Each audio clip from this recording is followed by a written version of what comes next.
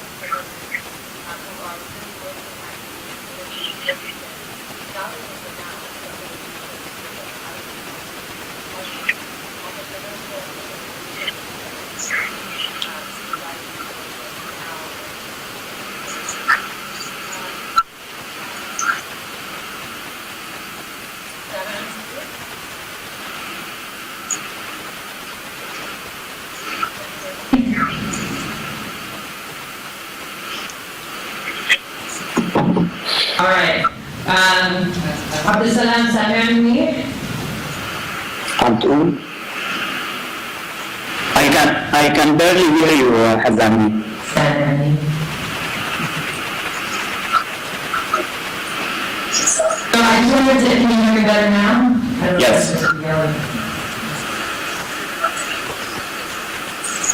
Can you use your headset? Okay,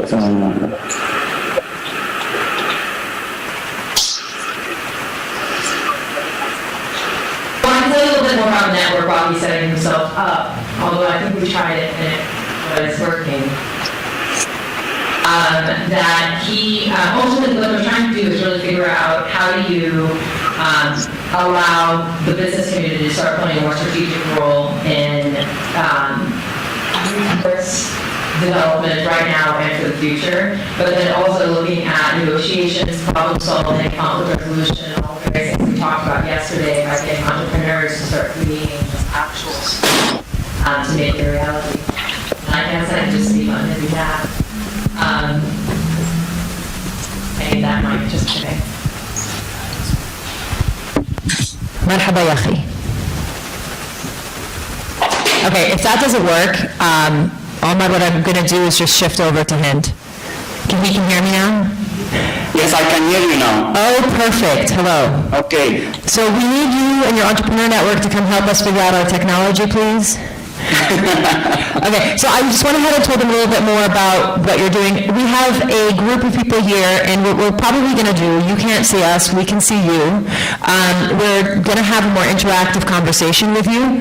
I know you have to be out of there shortly, so let's go ahead and just start by, I think, what is the goal of your entrepreneur network, and why now?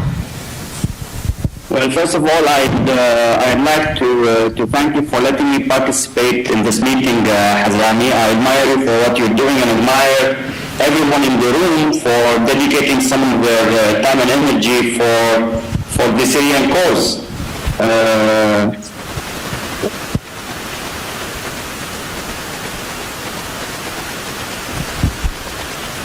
Hello? We're listening. There is some noise on the line. It's because I'm breathing into the microphone. Breathing. I will stop breathing. Yeah, just go ahead. We're all listening. We can hear you loud and clear. Okay, so we started the new initiative to support Syrian entrepreneurs in the diaspora because we believe that the diaspora entrepreneurs, when they're established in their new host countries, they are uniquely positioned to recognize opportunities in their countries of origin once they're able to go back to their countries and exploit opportunities. Syria is going to be needing a lot of first movers once the crisis is over, and would like to preserve the entrepreneurial capital that Syria has created over the past many years, and try to overcome the challenges that existed in the ecosystem. So I would like to provide basically three things. Access to network, and that is access to network in individual diaspora countries, and you've already identified partners in a lot of or in several of the countries that are immediate neighbors to Syria, including Jordan, Lebanon, Turkey, Egypt, and several Gulf countries, and also partners in the US and in several European countries. That network will be able to help us tap into the resources of the diaspora and the ecosystem in these countries, and at the same time start integrating these entrepreneurs in all the other pillars that they need to operate and hopefully succeed, and that includes their access to knowledge in these countries, their access to financing, and definitely their links and connection, which is going to happen through our platform with entrepreneurs back home and entrepreneurs that are either on the way to get out or are planning to or have already set up shop elsewhere. So what we want basically to do is to preserve these entrepreneurs, preserve the entrepreneurs that have to get out of the country. Definitely, it's not our interest to encourage anyone to leave. That's for sure. What we want to do is to support a crisis or several crises that individual entrepreneurs are going through, and they have no other way to support but to actually help them establish themselves elsewhere. So I have a quick question for you. What is the business landscape for entrepreneurs currently look like in the Syrian community? I know we've briefly spoken about this. How many entrepreneurs have you identified? Are they easy to identify, and are they easy to work with? Well, entrepreneurs are, Syria is a country of entrepreneurship. Probably we don't call it entrepreneurship back home. And probably entrepreneurship today, especially in the Levant area and in the Arab world, refers to high tech or the more innovative, creative type. And there is definitely that difference between necessity entrepreneurship and opportunity entrepreneurship. So the opportunity entrepreneurs that we see now are in the tech industry, basically. And they are mainly between three main host countries: Egypt, Jordan, and the UAE. So yes, there are plenty of them. Not all of them have moved out during the crisis.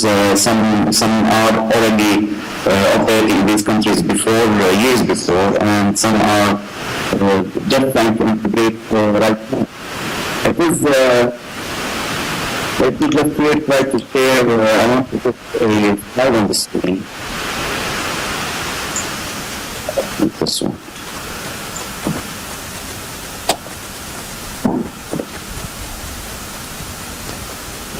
He's doing a screen share.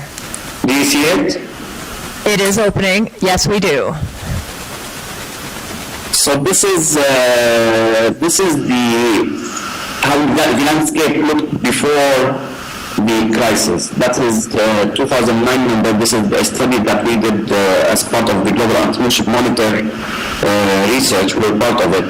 So Can you put that back on the screen? I think people wanted to see the stats. it's not on the screen? It removed itself. How about now? Is it on the screen now? It should be. I don't see it even loading up. Is it on yours, I assume? You still have the screen share on?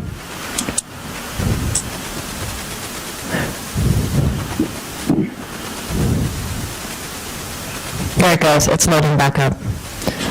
I'm going to take a picture. All right, go ahead. We see it now. Okay, so you see the numbers on the screen here, and TEA is total entrepreneurship activity in the country, and there are three areas that are definitely worth looking at. So the difference between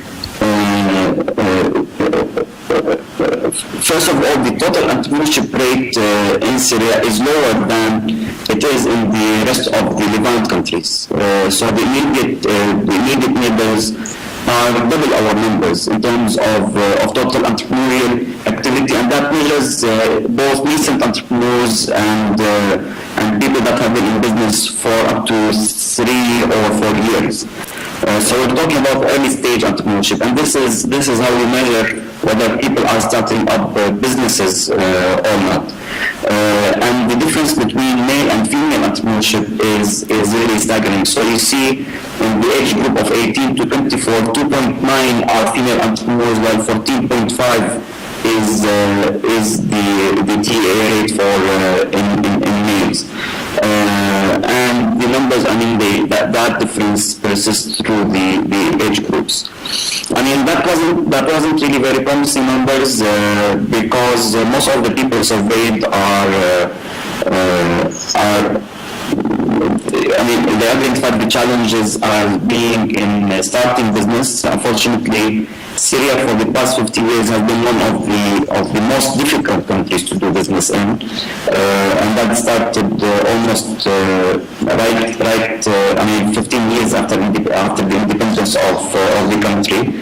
We have issue with property rights as well, and that doesn't really help opportunity entrepreneurship much. We have issues with bankruptcy. I mean, there is jail time for bankruptcy, and this is something that is prohibitive almost for entrepreneurs to start a business if they can't fail. Market exit is another issue, and access to finance. Now, corruption definitely something that comes to mind in the Syrian case, and it has been a major obstacle. In 2009, the World Bank did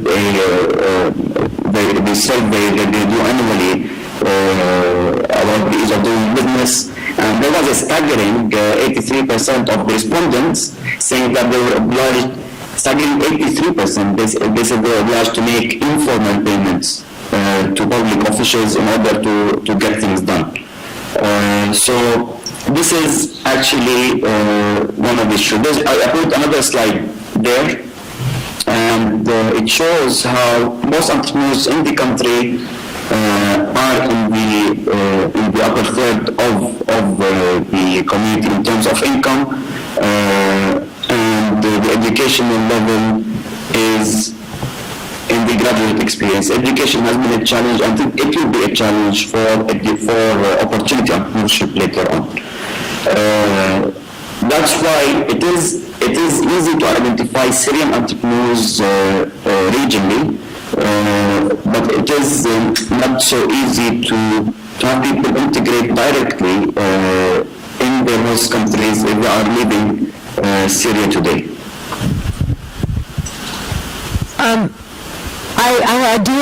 I think I want to make this a little more interactive too, so if you don't mind, I want to start integrating questions from the audience if you don't have any more points that you'd like to make, because I'm sure this is a very interesting conversation to people. So are there any last points that you want to make, because I know some of it might come up in the Q&A with the audience. Well, what I want to say is that the needs in Syria were massive before the crisis, and definitely the crisis has made things worse when it comes to entrepreneurship. We need to have an ecosystem that encourages entrepreneurs to make things happen for the country. I hear a lot about recovery and rebuilding and bringing back money from abroad, the Marshall Plan for Syria, investment and so on. But I think entrepreneurship is actually what's needed to save the country, to integrate all of the people that have participated in the war economy in a way or another. And I look at it, I'll put a slide here, the way I look at, I don't know if you see it, but this is the way I see the difference. Actually, it's a metaphor that I read somewhere sometime before. So entrepreneurship is the food mixer, and that is easy to operate, friendly, and it creates food, and food creates relationships, while enterprise, investment, and so on, as much as it's needed, and regardless how creative you make it look, it is much more difficult to operate, it's less friendly, and it builds walls. And I think it is necessary for Syria, as we start envisioning the way forward for the country and start looking to overcome the challenges that in part led to the situation we are in today, and integrate more youth, give them more space, introduce the measures and tools that will make the playing field more level, and open the opportunity to all.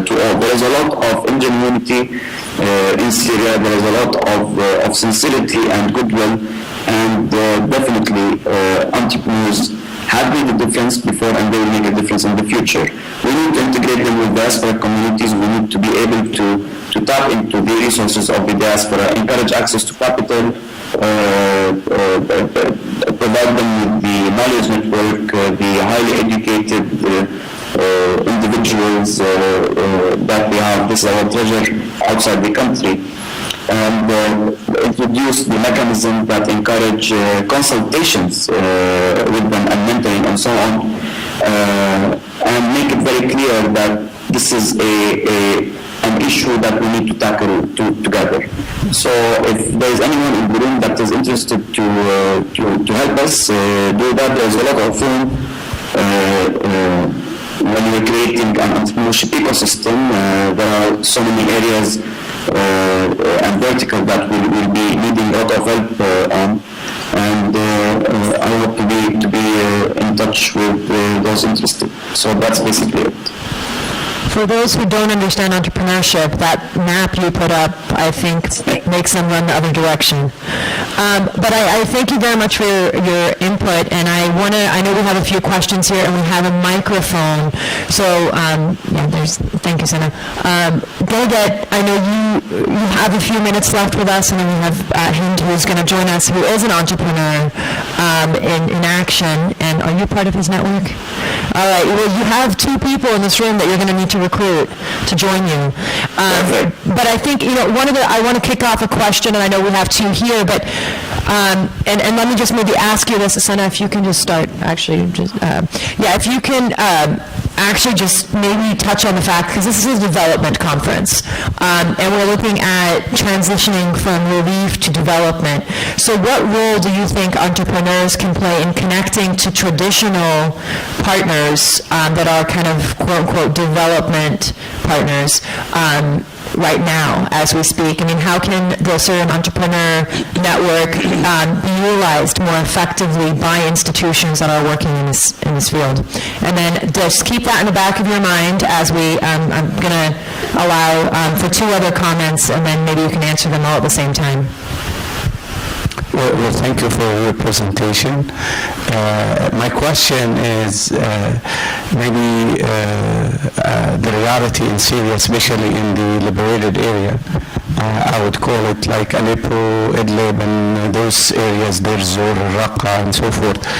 You have a huge opportunity for this one. Do you develop any new mechanism how to implement really the entrepreneur? Because there are some people would support that, but how do you secure the process and the money lending and all of those things. So really, it needs different model. I don't know how do you deal with that, especially in Aleppo and Idlib and the eastern side. Yes. So do you want Hazam to answer now? Yeah, go ahead and answer as we pass the mic up. I think this is extremely important, and it is one of the questions that we thought about. We are trying to connect with people that are in the opposition held areas, and there is actually a conference now taking place in Turkey with one of our members involved. So definitely, yes, I think there is a huge opportunity there. There are entrepreneurs that are necessity entrepreneurs, and we know of some cases that have developed into really brilliant opportunities for themselves and their communities. If you're interested to help us connect with some of the people that are the entrepreneurs that are operating in the opposition areas, then yes, we'd welcome that very much.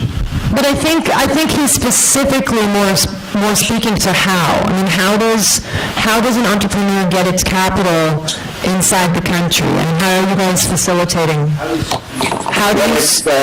Entrepreneurship is not about the capital. I mean, no one can get an entrepreneur capital. What we can do is provide access. And the main issue that entrepreneurs would face is if they have a good idea and if they have the right team to make it happen, and if they have the market for it.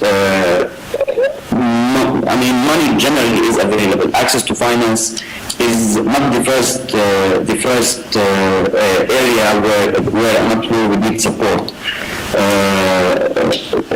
There is a lot of financing available for the projects in these areas. The issue is with building the ecosystem there where entrepreneurs could operate, having the right access to the market, and these are areas where challenges are huge and they are atypical generally. So we know of cases where, like I said, financing wasn't an issue. The financing needed generally is much less than you need in other operations, and they are mostly necessity entrepreneurs. So, like I said, we've explored working with entrepreneurs there. One of our members is already in touch with people in Gaziantep where they're having a conference now. But at the same time, we're just starting. So I'm sure there's room to do more, and we welcome ideas. Well, and I would also say before we move on to one question, and I think we are going to have to move on from there, but the great part about entrepreneurship, I mean, for example, Hind is sitting right here and has an app that's impacting lives in Syria.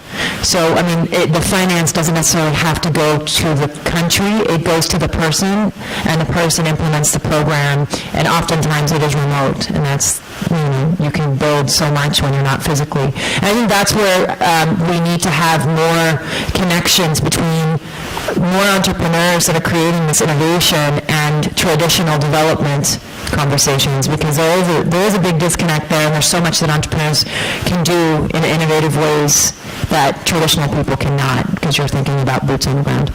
Go ahead.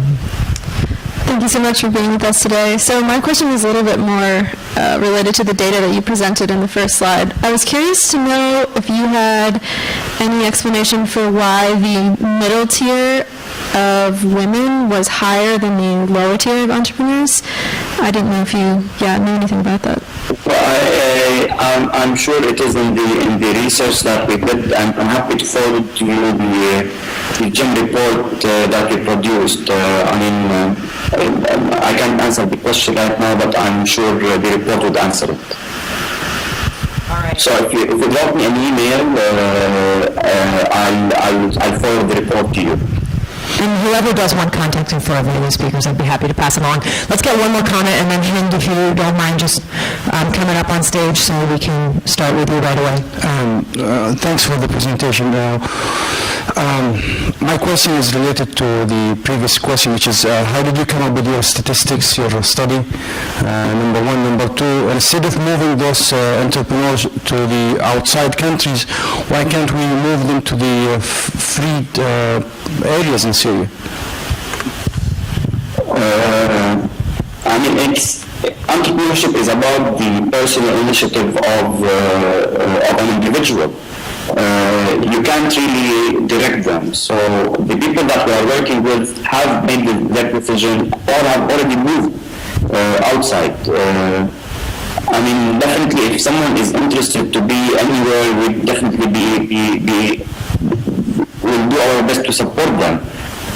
But we cannot direct people to be anywhere. And the situation in the liberated areas isn't really the perfect market for anyone. So yes, there will be people that will be interested, but I mean, we don't do it. We don't tell people to get out of Syria. We don't tell people where to be. We don't say this is a better option for you. What we do is try and support them in their host countries. Entrepreneurship is a very, very challenging journey. And your start, how did you come up with your study? The stats were part of a research that we did in 2008-2009, surveying close to 50,000 respondents. I don't know if my email appears on the screen now, but if you send me your email, I'll be happy to share the document with you. Just 1 second, let's just get that to pop up on the screen. All right, oh wait, Jebel's playing around with this guy. Jebel, don't do anything embarrassing up there. All right, we can see the screen share. Where did you share your email? Oh, it's, yeah, close that little window thing. Oh, that's on my side. Okay, great. How creative. a@hislastname.com, which is on the thing. All right, well, thank you so much. We really, really appreciate your time, and if anybody has follow-up questions, I'm sure they can direct them at you, but I really applaud you for what you're doing, and Syria needs this type of creativity to help, I think, get us through the next phases. So, thank you. Thank you very much. I will say that it is an uphill journey for every Syrian. We're learning on the job. The needs, like I said, are massive, and this is a terrific opportunity to tap into the resources of Syrians outside. So we are going to be learning from each other. We're going to be learning more about the needs of entrepreneurs. And if there are ideas, we'd really welcome them. I mean, this is going to be a joint effort along the way. Okay, great. Well, thank you so much. We appreciate it, and we will be in touch soon. Okay, thank you. Take care. Bye, everyone. All right. Hi, Hind. All right, sorry we were not able to get more questions in that round, but Hind is, as you guys all have the schedule. That's me. Yeah, can you minimize? Thanks. You never know what conversations you have with your mom on Skype. So Hind is the co-founder of Syria Tracker, and it's a project of Humanitarian Tracker, and she'll tell us a little bit more about that.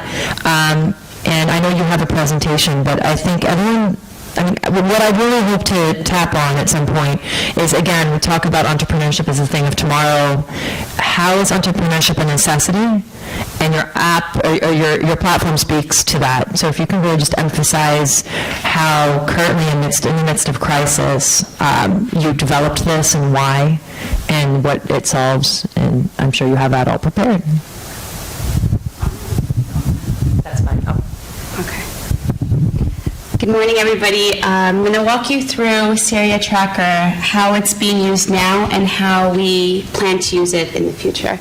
So I'm going to talk to you a little bit today about citizen diplomacy and digital mapping.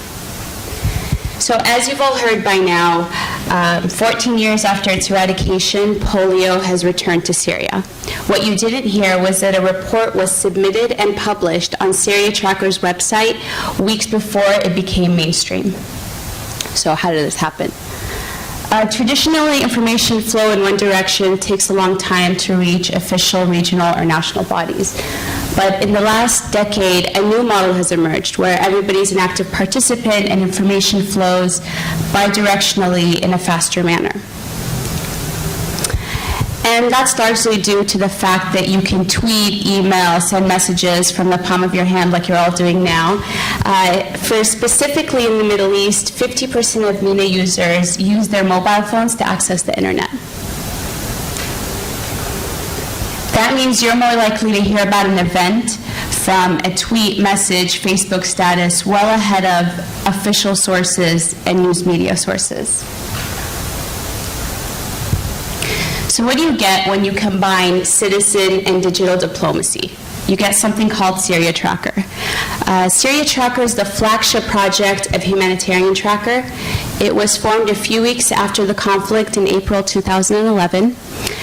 It collects eyewitness reports from the ground and combines it with news and social media mining to give a holistic view of what's going on in the conflict. Over the past 3 years, we've received over 70,000 reports, of which we publish about 6%, and we're conservative in that because we want to make sure the reports we're publishing are verified before we make it public for people to use. And people can submit the reports through our website, through email, or they can tweet it to us. As far as news and social media mining, we've mined over 160,000 news articles and more than 80 million tweets to date.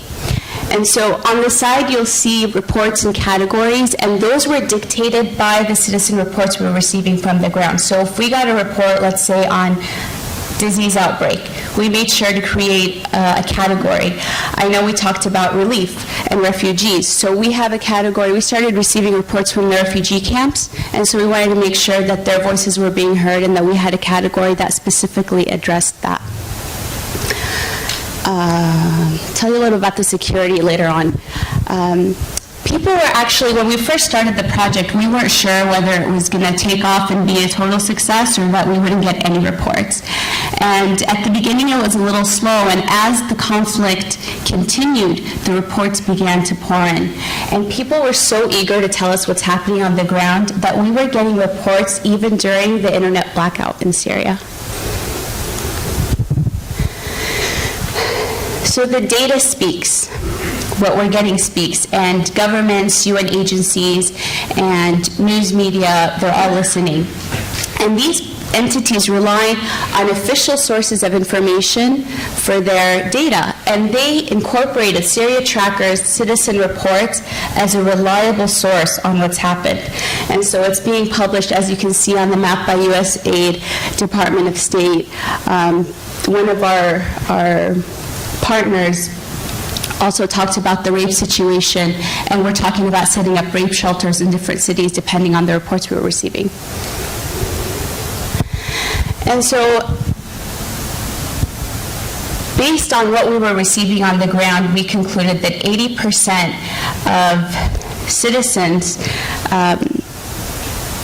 were being targeted. So we were the first organization to talk about, one of the first organizations to talk about civilian targeting. 80% happened with guns and small guns and artillery. And it breaks my heart to say that 1 in 10 deaths in Syria is a child. And so the Oxford Research Group recently published a report called Stolen Futures, and it talks about, specifically focuses on the children during this conflict and how they're being targeted, tortured, the way they're being killed, what areas are more likely, children are more likely to die in one area versus another area. And so they corroborated many sources, one of which was Syria Tracker.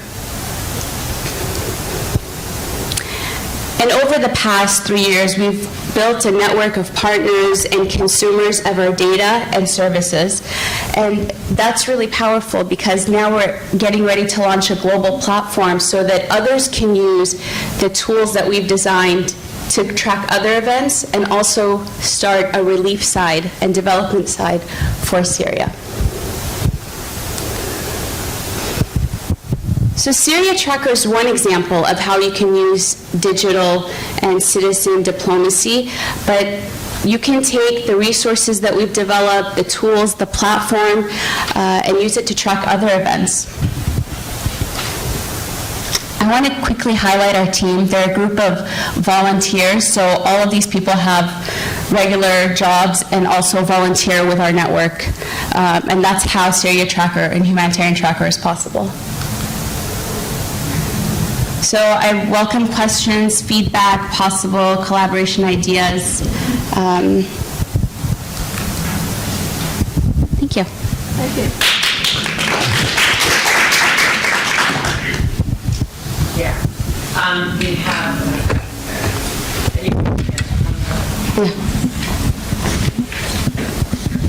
So I would like to just ask you to elaborate a little bit about the technology that you use and how you use it.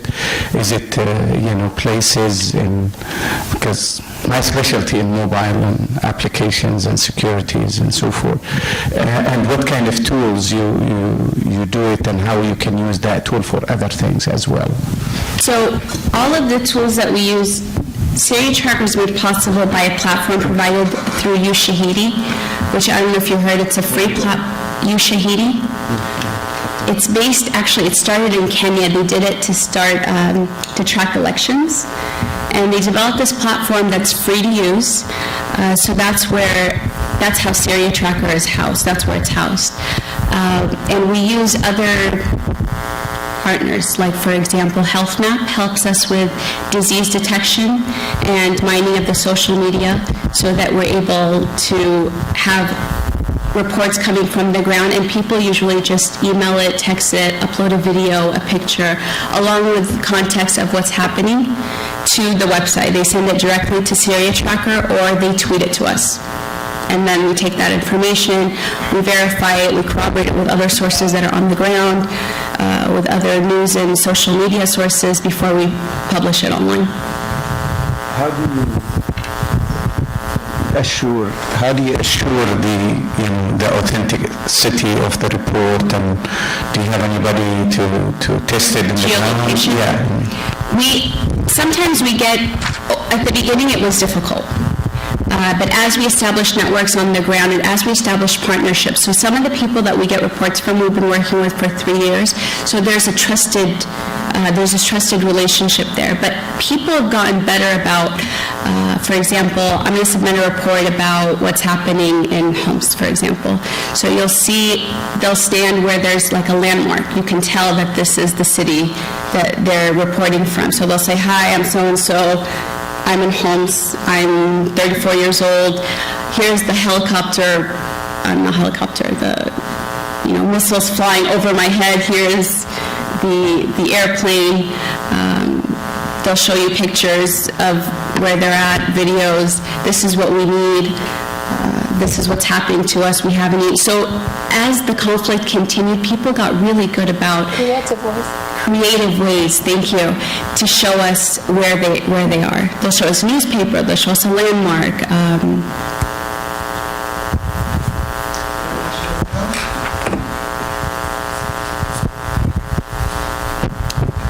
Hi, thank you. Do you work ever on kind of developing or continuing the relationships with some of the citizen reporters you have in Syria? Is there any back and forth between you and them? Yeah, definitely. We close the loop. People submit the reports because they know the reason why we feel like we've sustained. Most crowdsource efforts are for a short period of time. They go in for a certain specific area and then they're done. But we've been able to sustain for 3 years. And I feel like part of the success happens to be that we close the loop with the citizens, with the people that are reporting. So the partners on the ground, when they submit something, one, we let them know, yes, we've received it, and yes, we've published it. Also, for citizens that submitted something about a death, for example, they can go to our website and look it up and see that it's been published. And then that same person will send us information with their name and their Skype account and where they are, and information that definitely we remove because security is our top priority, making sure that no one's name that's reporting is published. And also there's a whole tutorial online on how they can protect their privacy from within Syria as they're reporting. So we try to close the loop with the citizens that are reporting, with the organizations that we're working with on the ground, and with any other partner inside and outside Syria that's working with us. And also our data is public and free. So you can go to our website, download. If you're interested in relief, disease, and kidnappings, you can check those 3, and then you'll have a report of everything we have, including the names that were submitted, the locations, the ages, pictures, videos. So it's free for the public to use. We want people to use it to understand what's happening. Thank you. Are there any last comments and questions? I definitely commend you on what you're doing, and I think, the more we realize that type of innovation is what gives access to information to, and your partners speak to that, USAID, development companies, and in general, media that's looking for access to this type of information, and you're giving, ultimately, the most empowering thing is you're giving Syrians a voice to tell our own stories about our own issues as we see them happening in front of us. So I think that's very commendable, and I think more needs to be done to utilize this type of innovation. And that's really how the idea was born, is because no one was really knowing what was happening in Syria. And so the platform was created to give Syrians a voice to tell their own stories. And to speak about the funding that was brought up by Abdussalam, Syria Tracker was started with 0 funding. Everything is donated, from the platform to the services. The people we've been working with for 3 years are social scientists, as we like to call them. They have regular jobs. They're doctors and engineers and work in different fields and donate their time to this cause. So we don't pay anybody. Everybody either donates their services or their platforms. And so we're taking that right now and trying to expand it to the relief side to specifically focus on relief and development as we move forward, and also share the tools so that you can track other events that are happening.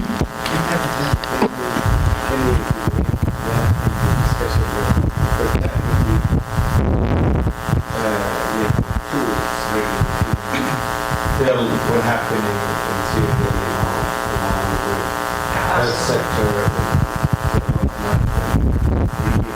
and then maybe we can have collaboration between the arts with youth organizations and development, as well as to relate the people here with what's going on, so that we can include it in the Definitely. We have just Okay, just a quick question, Vincent. After you have the report reported, for instance, about polio, do you report it to other organizations like the World Health Organization, or is your job just to post it and let people look at it? Well, we post it, we verify it first and post it, and then we send it through our network. So we'll send it to our network with UN, and WHO is one of them. And so we'll send them a report that, hey, this is what, we got a report saying this. Thank you. No, we share information, and people, you can go on the Syria Tracker website and say, okay, I want a notification when rape happens, or when somebody's kidnapped, and then you'll get instant feeds to your phones and emails and everything. Thank you. all right. I know we have you, but I want to be mindful we have somebody on Skype internationally, and we should move on to them. But thank you so much, and you'll be around. All right, sorry for those. But we have, hi. And we have with us on screen, who's the Director General of the Syria Charter Organization and Director of Banana Broadcast. And what we heard yesterday from, Oh, you can't hear me, just kidding. Hello, Ernest, can you hear me now? I'm just on what is? Okay. So we have a translator who's actually a board member of Syria Relief and Development, so bear with us as we make this happen. But Witness is joining us currently from Berlin. He's in Germany, and he will be speaking in Arabic, but he's the Director General of the Syria Charter Organization and the Director of Baladna Broadcast. And we talked yesterday about that visual map of the activities in civil society sphere that are looking at ultimately emphasizing conflict resolution, but then how do you start creating a community amidst what's currently happening and start building networks for development. So Witness has a radio station, ultimately that has one of the biggest followerships, and you can مؤنس تقدر تحكي لنا أكثر عن الشبكة نفسها. But they run campaigns, advocacy campaigns about very simple things: staying in school, not, I don't know how to say this nicely, but don't rape women, don't be violent, how to build society, how to stay as a community and not have the crisis make us all fall apart as Syrians. So I will let him talk more about that, and I think it was an important voice to bring into the conversation, because no matter how much we talk about in Washington, if you can't get to the hearts and minds of those in Syria that are going to accept the programming, will work with you, then we're ultimately just having conversations to hear ourselves speak. And from a development perspective, integrating local communities is one of the most important things we keep hearing about, but how do we actually connect with local communities? And Mutnis does that every day with the masses.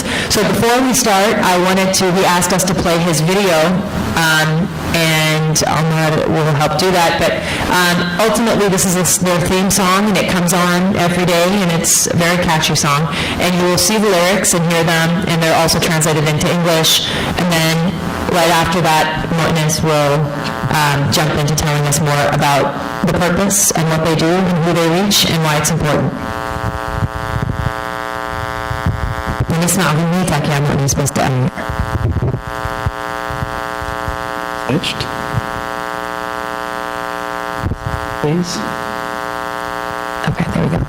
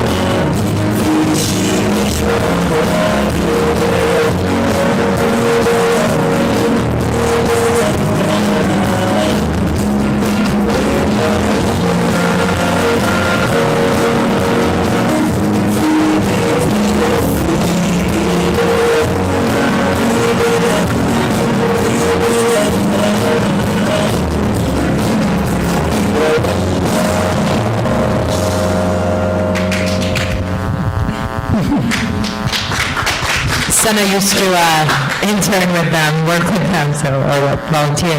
So thank you so much. That song literally brings tears to my eyes for some weird reason. But I will let, you guys take it from here. But Mutnis, tell us more, and again, please bear with the translation. Tell us more, and what is the purpose? يعني شو الغاية تبعية الراديو station?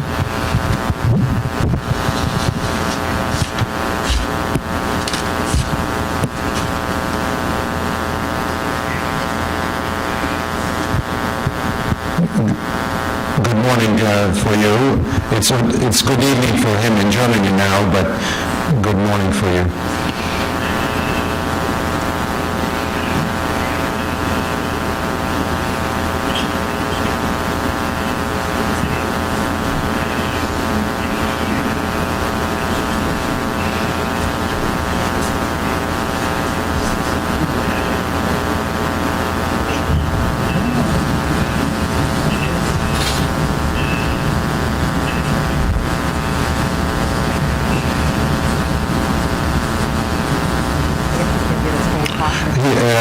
It's a project that started about a year ago, and it has been initiated by many activists in Syria. تفضل.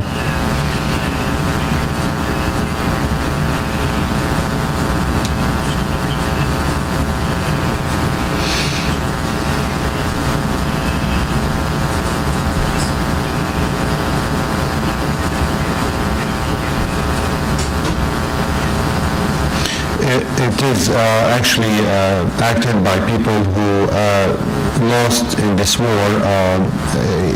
If I may just ask him, شو قصدك يعني باللي خسروا بالحرب؟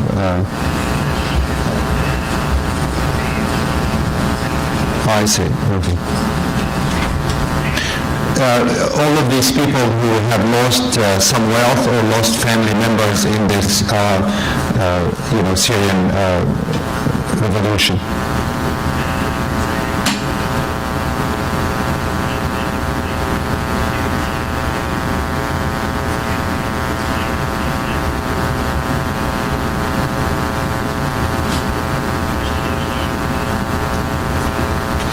But these people have been very good and very positive about understanding that in spite of these losses, we have to keep going and offer something positive.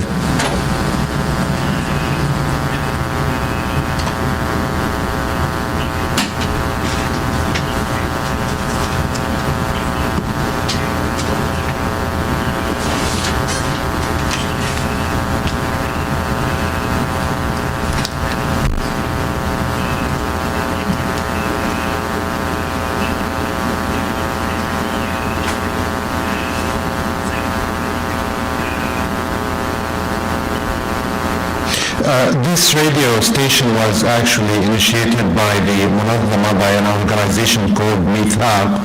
And these people are now trying to be positive and engage the people in Syria without dwelling on the negative aspects of this revolution.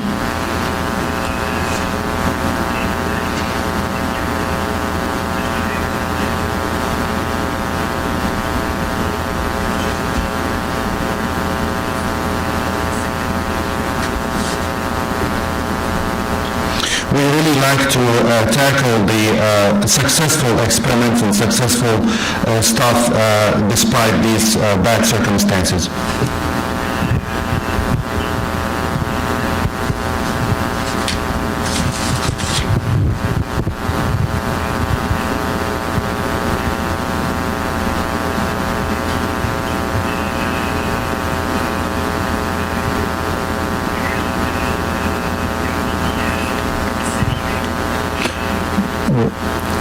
We are trying to offer as much information as possible about the life in democratic countries and how democracy should be.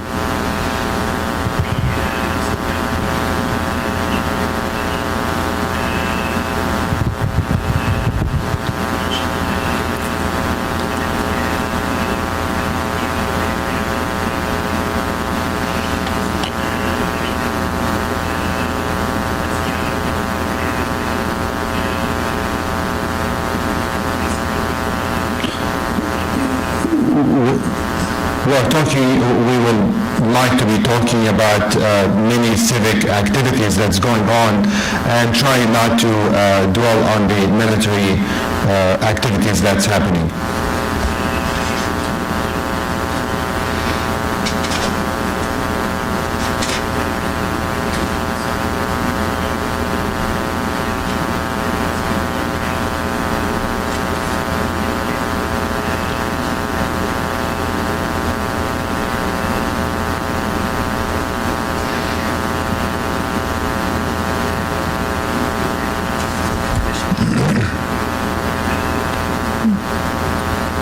We are trying, actually our goal, our purpose is to convince the Syrian people that we can lead a normal civic life despite the military conflicts that's going on.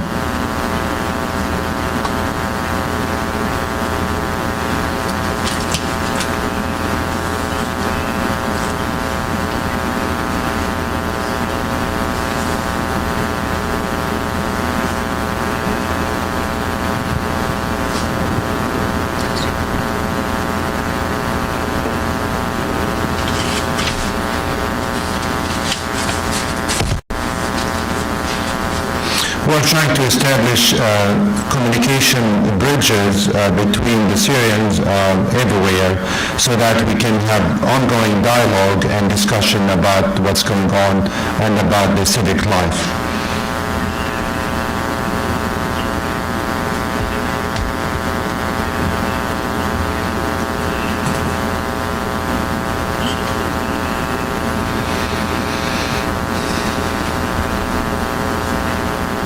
example, we also concentrate on the women's activities.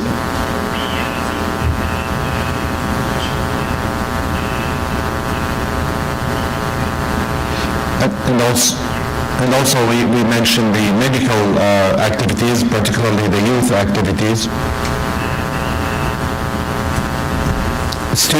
Yes, student activities, sorry. Yeah.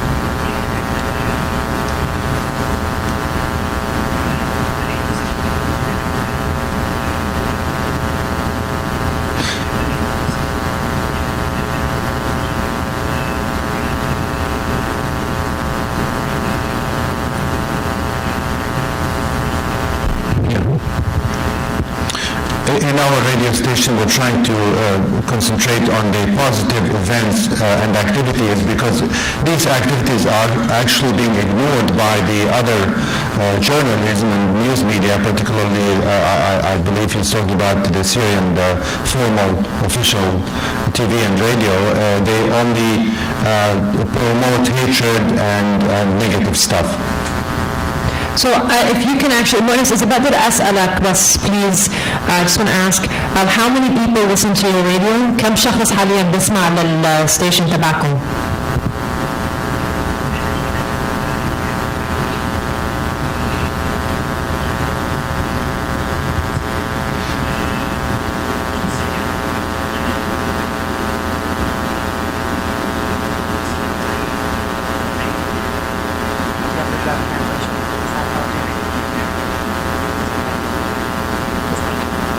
We appreciate this particularly because we came from a society that has been living through difficult times. For example, I lost my house in this conflict.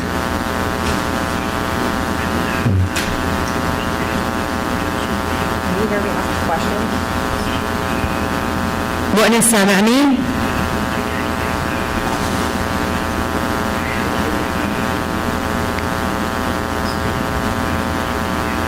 Sorry, we're going to make this process a little easier. Jabbar, can you just... And because of that, I lost the opportunity to have a peaceful life in Syria. She wants to ask him a question. Have him translate down here through an audio mic and have us hear his Arabic, so we're not falling asleep. Sorry, we're going to make this work, guys, I promise. You can't hear her. Sorry? You can't hear her. You can't hear her? Were we just hearing a second ago? Yeah. She's sending it out on Twitter.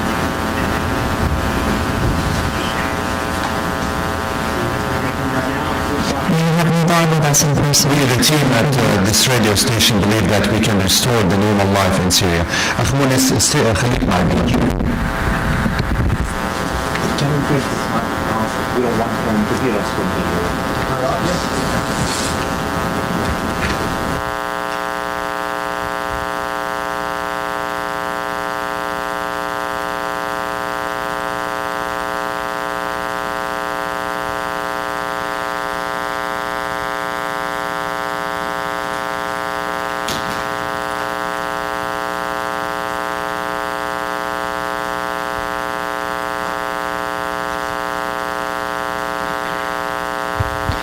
هيك يعني عفوا مؤنس بس لانه بدي اسالك مشان شوي تعبر عن كم شخص بسمع للراديو تبعكم, asking how many people listen to his radio station.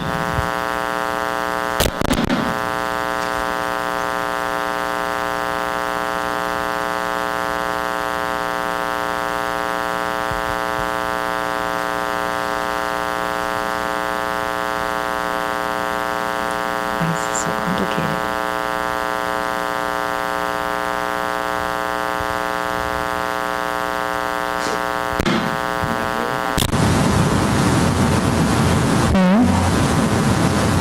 I feel like we should hear his Arabic and we should just be translating this mic from right here. Exactly. I could do it, and you could do it. So why don't we do that? Joe, can you guys hear me? So why don't you come down here, please? Let's hear his audio live in the auditorium. Apologize, guys. And then let Mortness hear me and hear us. Does that work? Mortness Samani? سامعك. الحمد لله.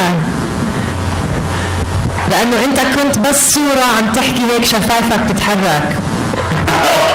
وفي صوت ما بيطلع عليك عم بيحكي عنك. فهلا نعملها من هون أزبط. لا أنت أحسن من يعني عدة أصوات عن صرت ما عم أسمعك. هلا بس مشان نترجم من هون ناخذ المايك. سامعني واضح؟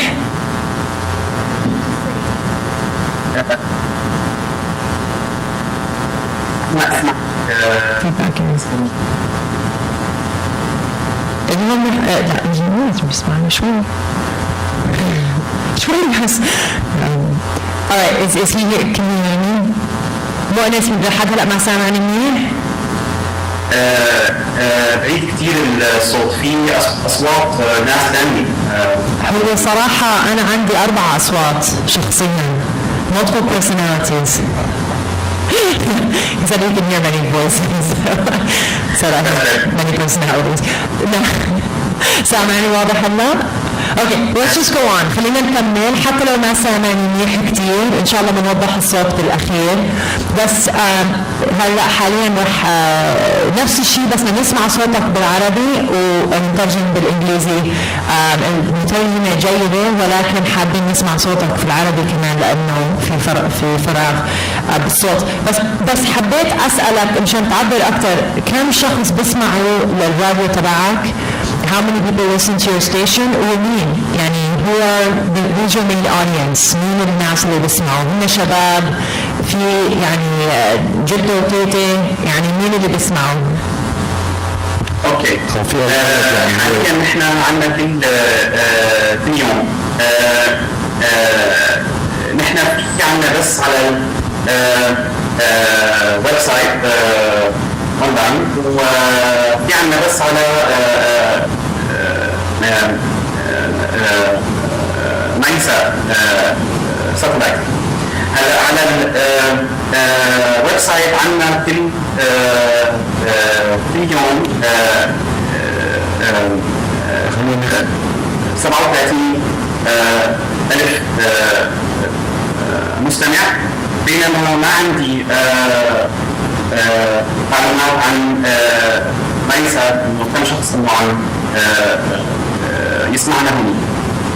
غالب المستمعين من النساء، زائد الشباب بين اعمار 18 لل 30، بسبب انه غالب برامجنا موجهه للطلاب، للشباب للنساء، لانه نحن في عنا سياسه ببلدنا، في عنا استراتيجيه لتشجيع المراه السوريه على رفع ثقتها بحالها.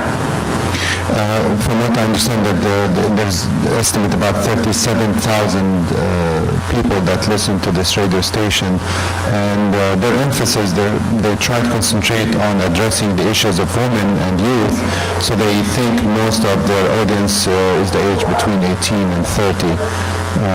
Did I miss anything?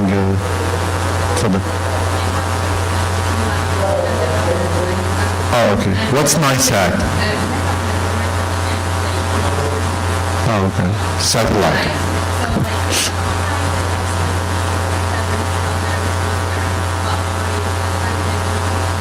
Right.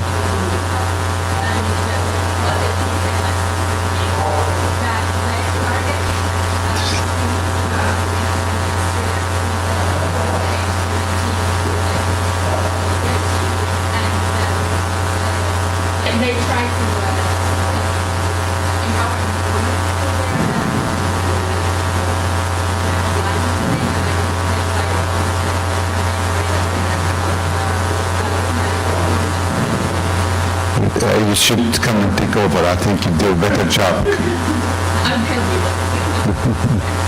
تفضل مؤنس.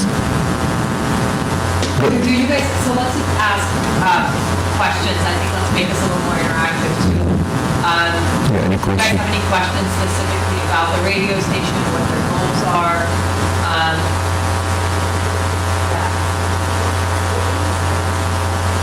هي بتنبث الإذاعة عن كل سوريا لكل أنحاء سوريا. أخ مؤنس سامعني؟ حاليا انا ما عم اسمع شيء غير صوت المايك اللي هو داخل غرفه الترجمه. سكروا ذاك الميكروفون. Can you turn off the other microphone? مؤنس عم تسمعنا؟ مؤنس؟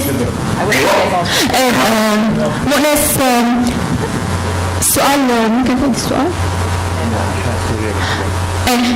انتوا الناس اللي بتسمعكم هي بكل انحاء سوريا ولا كمان في برا سوريا؟ كيف يكون وسيله السمع؟ هلا لانه نحن بالحاله الرئيسيه اذاعه اونلاين مستمعين هن بالعالم كله، لكن مستمعين all over the world اللي عم تجينا دائما على الفيسبوك عم بتفرجينا انه مستمعين من كامل سوريا فقط The statistic we have it from Facebook show us that we have listeners all over Syria. الانترنت انه فيها كهرباء. Yeah, but we have some places in Syria they can't hear us because they don't have electricity or online connection. Any more questions? I have a question. Do they also market their station? مؤنس كيف تعملوا ماركتينج للستيشن تبعكم وترويج؟ عفوا كيف بتعملوا تسويق وماركتينج للستيشن تبعكم؟ كيف عم تنشروها؟ اوكي هلا نحن عندنا غالب التسويق هو عبر فيسبوك. يعني حتى وقت اللي عم هلا نحن وقت اللي عم ننشر موادنا الصوتيه عبر موقعنا زائد عبر ساوند كلاود. They have the Facebook, their website, and SoundCloud. So it's always like it's all online things. كلها online مؤنس ما في شيء. كلياتها اونلاين زائد انه الحكومه الالمانيه ساعدتنا هلا يصير عندنا بس على نايسات. So all of it's all online promotion and marketing, Facebook website, SoundCloud, and also the Germany government that helped us recently to establish NISAT. Okay, is there more questions?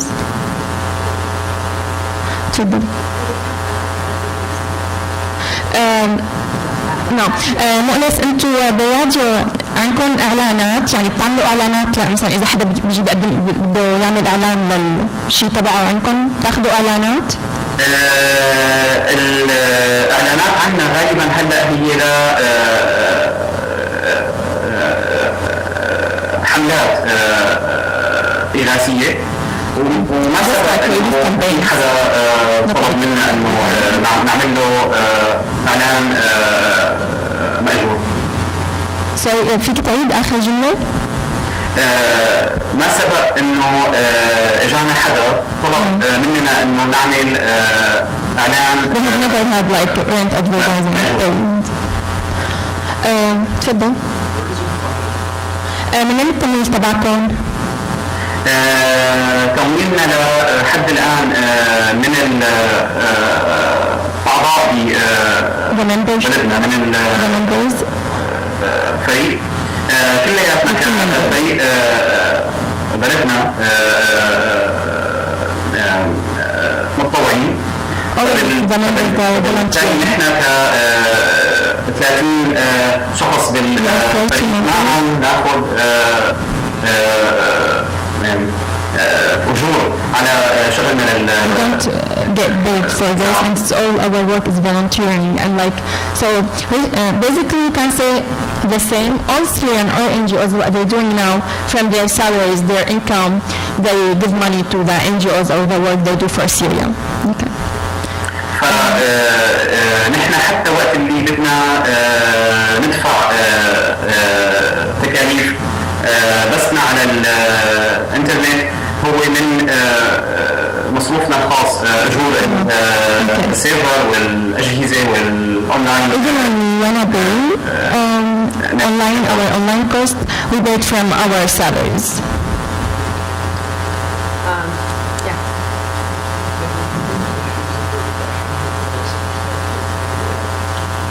Sorry? بس في عالم واجهتوا انتقادات للشغلات اللي بتعملوها على الراديو تبعكم، البرامج تبعكم؟ هلا دائما اي وسيله اعلاميه فيها مين اللي راح في من الناس مين راح في من الناس مين راح يذم بشغلها. الانتقادات يلي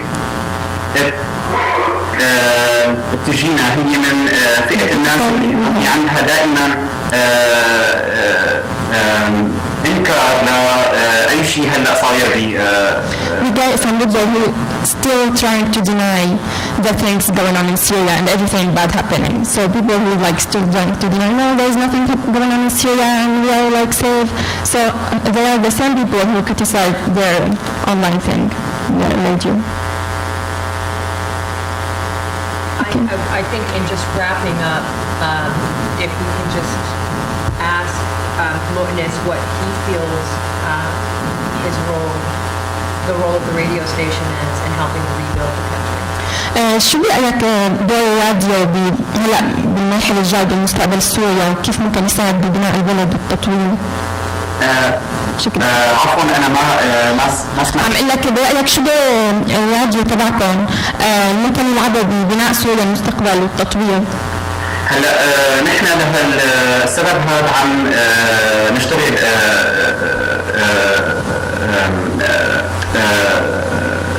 توعية حاليا، زائد انه عم نشتغل هلا برامج لتخفيف العنف والدعم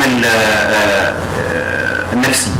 Yeah, we have a lot of programs about psychological support and there's awareness about crises in Syria. بناء فكر المجتمع السوري للمستقبل. Yeah, and they try like to give knowledge to people about how they can build Syria in the future. وبذات الوقت نقلنا للتجارب Yeah, at the same time we try to tell the experience of like other countries that have been through, so we get lessons from the experience. التعامل الصح مع وضع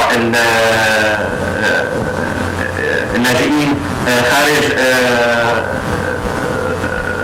سوريا. أظن أنه له دور بتوعية الناس باتجاه الشغل الصح، وأنه كيف بدهم يتعاملوا مع حياتهم بالظرف السيء الحالي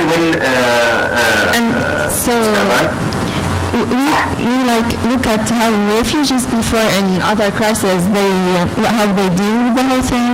So we try to get the lessons and the good things to do, and we try to tell refugees, Syrian refugees, how to deal with their new situation through our campaigns on whatever we do.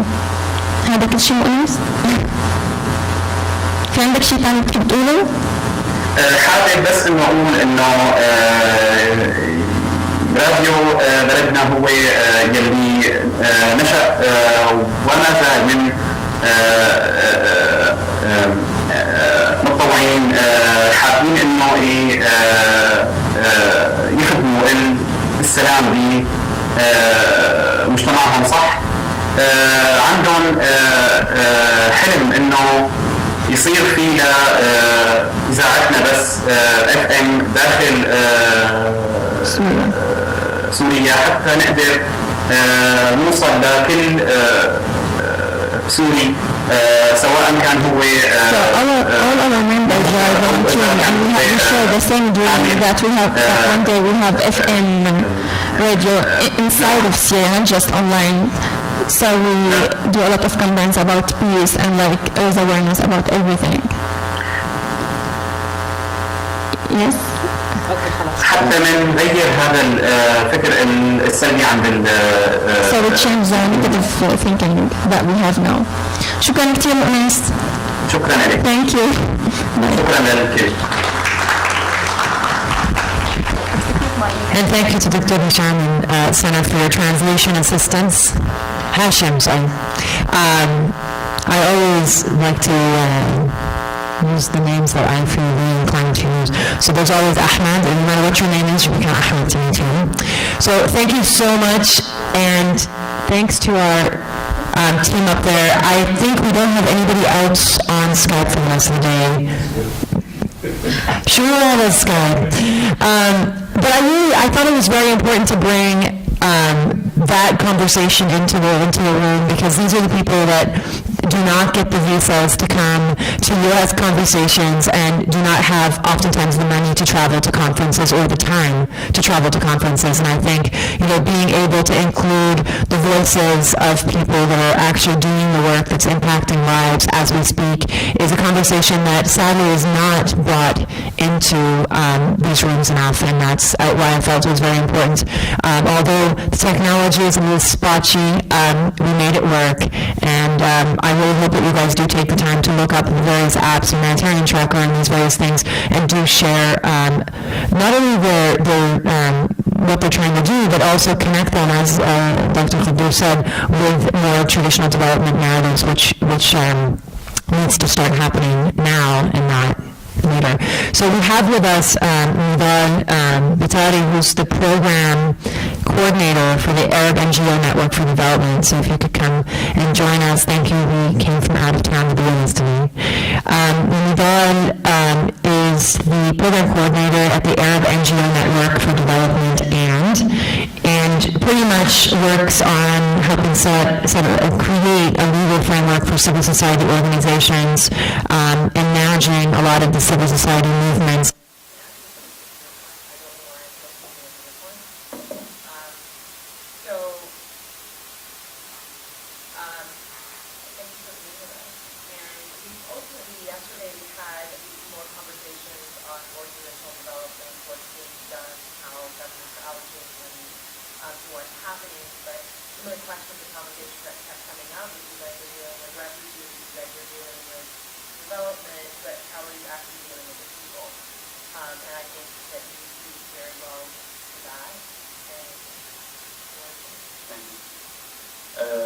Thank you so much for this invitation, and thank you for US party for hosting this conference.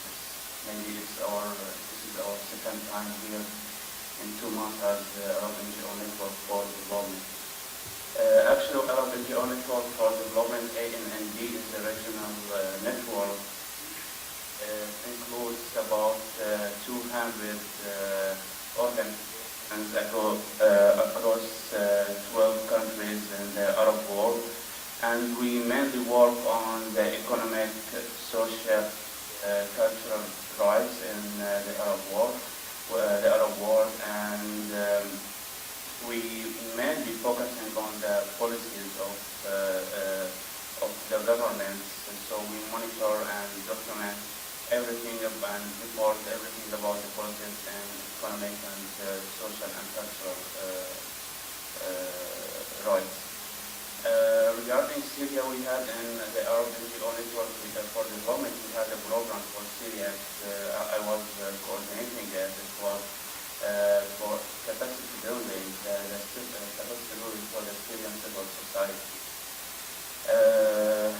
Actually, who knows the Syrian civil society before the revolution knows that there was a lot of limits and restrictions on the Syrian civil society organizations and activists.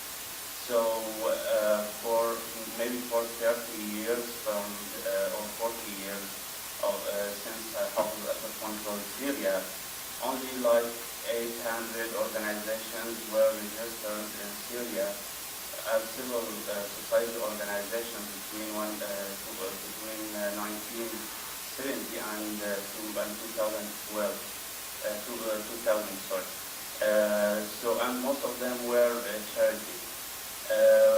Maybe in the last, but there were a lot of movements for political movements and especially in 90s. After when Bashar al-Assad came to control Syria, he addressed the Syrian civil society on his opening speech in the Syrian parliament in 2000, and he promised that he will open the door for the Syrian civil society to move more and more. But maybe between 2000 and 2006 in Syria, there was a lot of events happened in the region, like the Iraqi war and actually two critical events, the Iraqi war and the murder of the assassination of Abu Bakr in Lebanon.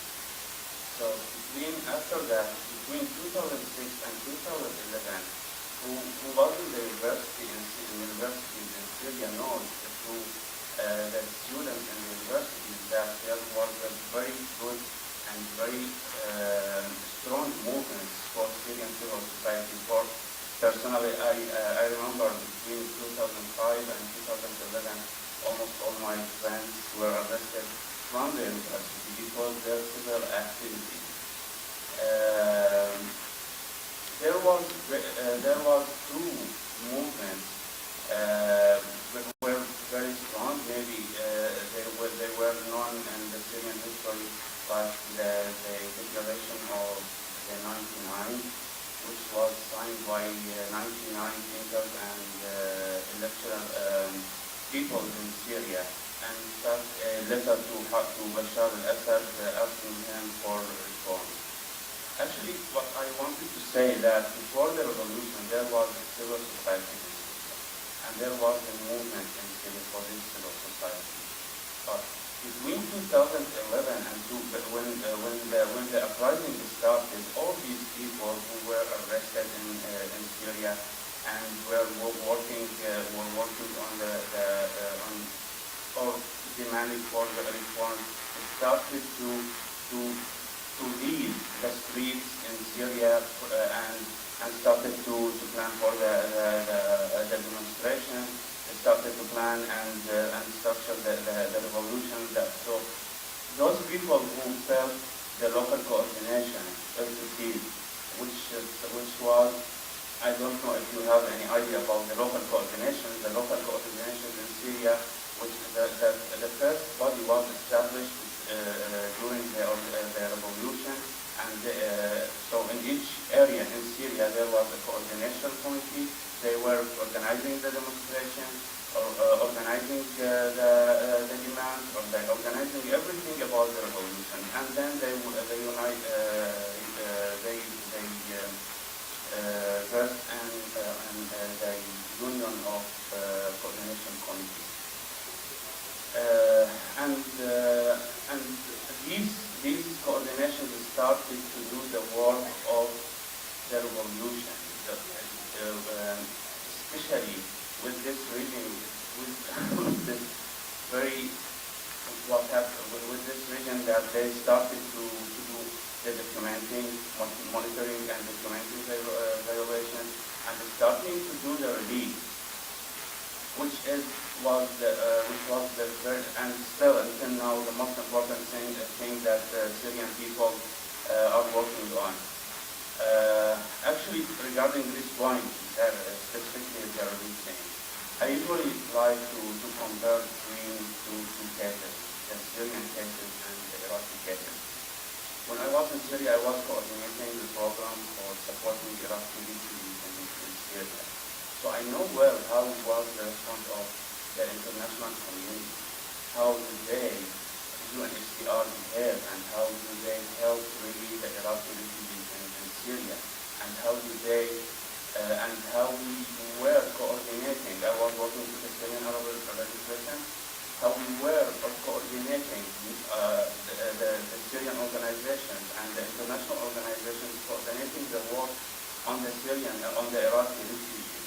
But now, the Syrian refugees, I think, was the worst response in the history from the international community. I can't remember that in the last 2 years that we held like coordination meetings for our organizations in Lebanon or for in Turkey. I can't remember that there was a couple of meetings or meetings for 2 or 3 organizations to know each other what's working. But really coordination meetings or coordinating between these organizations to respond to the people on the ground, no. So the Syrian people live was really miracle.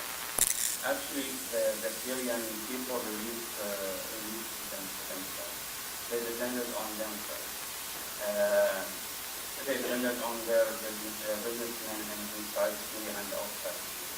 They depended on the expatriates outside Syria. Maybe they're in USA. There was a very big movement for releasing Syrian. Even the countries, there was a report maybe 3 or 4 days ago about the assistance unit in the Syrian section. All the money they have received was $40 million from all the donors. So what's Syrian portion? The assistance unit is the Syrian portion. All the money they have received from the countries, the donors, and then there was like $40 million. What $40 million should do for a crisis? The Syrian crisis, according to UNHCR, is the biggest crisis in this century. So that they called for the biggest appeal in the history. About 10 million Syrians now in need. Like the official numbers are talking on about 5 million refugees outside Syria. I promise that there are more. If the official numbers in Lebanon for Syrian refugees are about 850,000, no, the numbers are really more than 1.5 million. So can you imagine what a Syrian organization with a new emerged Syrian organization, which established in Turkey and in Lebanon and a little bit in Jordan. Really, they did a very good job, and we should all support them now. But how we can support them? Actually, when maybe the donors should know how to deal with the Syrian organizations more, because sometimes I do some consultants for Syrian organizations. So they always complain that donors putting a lot of restrictions on on funding, and they usually ask Syrians to do what they are not, they don't want to do. So what I mean to say that there is not what you call it,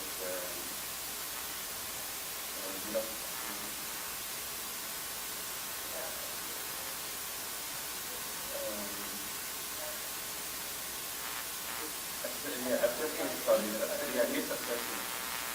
There is no really needs assessment done by the donors for the Syrian needs. So that they ask them to do that and to do this. And Syrians always complain about that. The other thing that Syrian organizations are complaining about, when they refuse or when they ask the donors to to edit or to do some modifications in the proposal or something like this, they're gonna disappear and go and leave this organization which really spent a lot of time on preparing for some projects. Very much projects are pending now because they are run away. Just because these organizations were asking to modify some points in this proposal, because Syrians really know more than others what they need. As they'll say, the need is the awareness of shortage. So Syrians know more than any other else what do they need. Another thing another difficult thing that is facing the Syrian organization, especially in neighborhoods like Lebanon, Turkey, and especially in Lebanon, it's very difficult to register an organization to Lebanon. You should put like, your board should include like five persons. 4 of them should be Lebanese, and 1 of them should be Syrian. So it's really different. And nowadays it was made easier in Turkey in the last 2 years, but this year a lot of organizations facing the same problem. That is where we started this organization. This thing is not related to registering only, but to the consequences of this process. Because when donors come to this organization and we feel that there is no registration, there is no bank account for them, so we go to another process to give them the funding. He goes to another organization, another registered organization, and gives the money to the Syrian organization through this organization. This organization may be Lebanese or Turkish or Jordanian or something else. Also, they got some of for themselves part of this donation.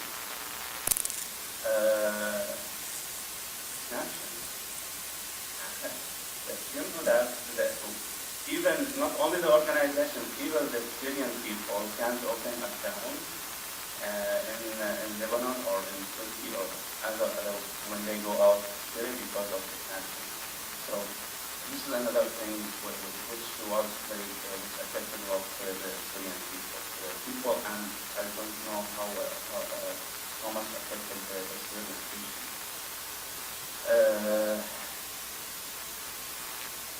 Capacity building, peace building, conflict resolution, mediation are very main topics and important topics to be focused on for the Syrian organization. In the last 5 months, or during the last 5 months, the Syrian organizations, Syrian civil society organizations are focusing a lot and trying a lot to include themselves into the peace process and in Geneva too.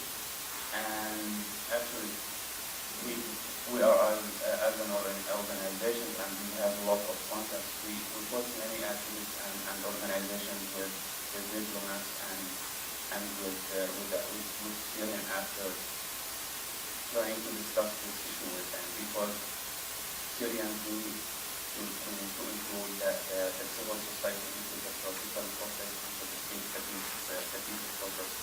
and while the Syrian opposition is very happy with that, but actually the European, the American diplomats are very frustrated. They frustrated the Syrian civil society. They promised them that we will help you and we will try to put you in Geneva too, and to have you in the international court. but actually no, there was maybe one trial that in the international court in Geneva maybe, that a mission or some Syrian organizations went to the session there, but not more.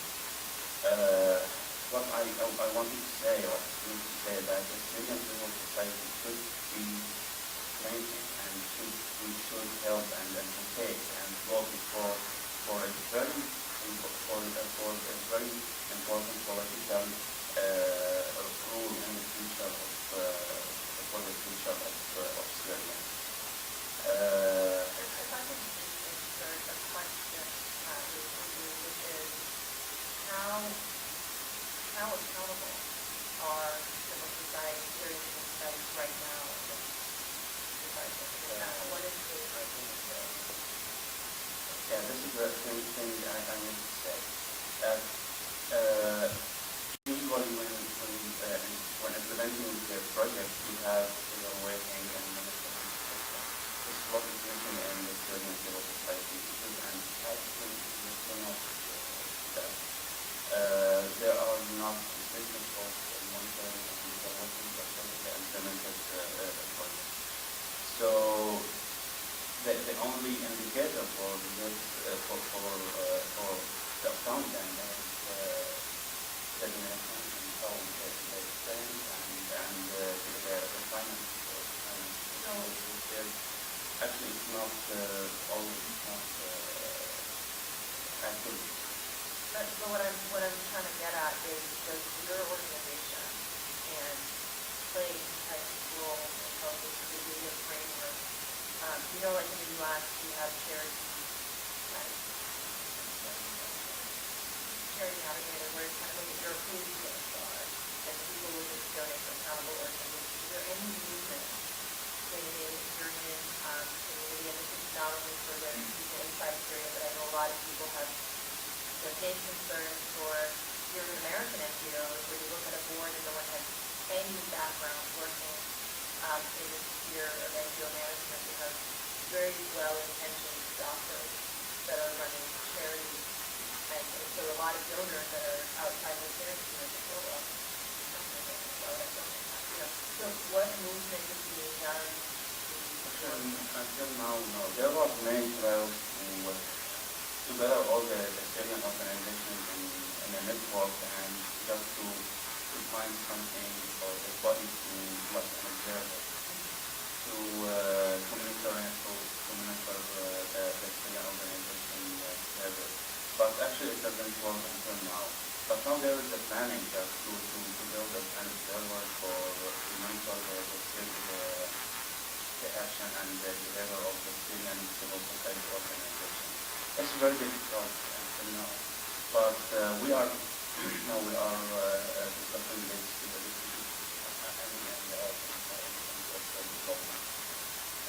we are discussing this and trying to put it into a project and implement it. We are, as Arab for Development, what we did is to help these organizations to build themselves. So we give them like training and institutional building and what we call the planning and the project and organization management.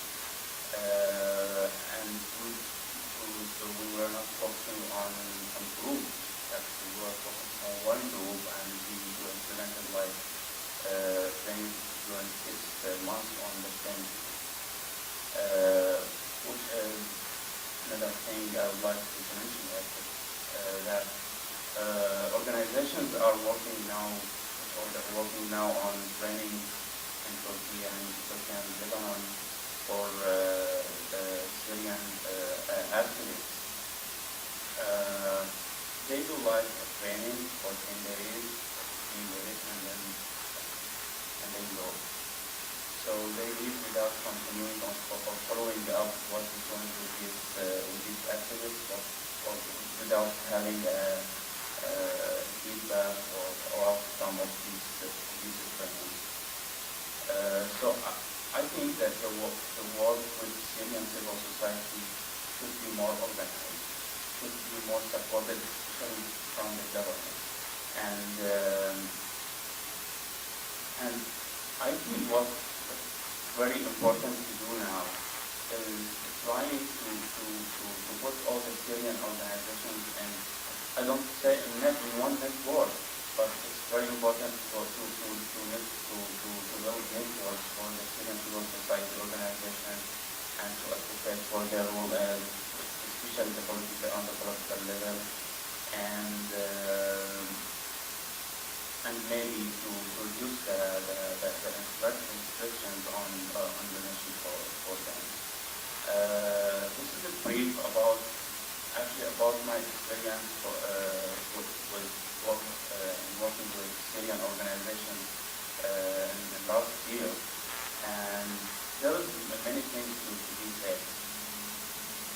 Regardless what is the role of the Syrian civil society now and how the process went, I want to say something that many activists, hundreds, maybe thousands of Syrian activists, peaceful activists, were killed or arrested in Syria.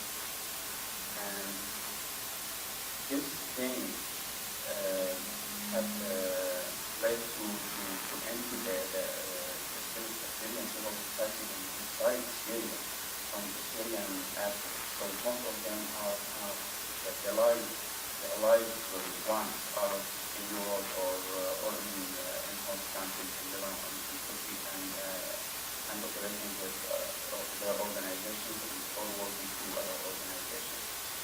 So Syria really lost in these 2 years a huge number of activists, just all the activists and youth activists. And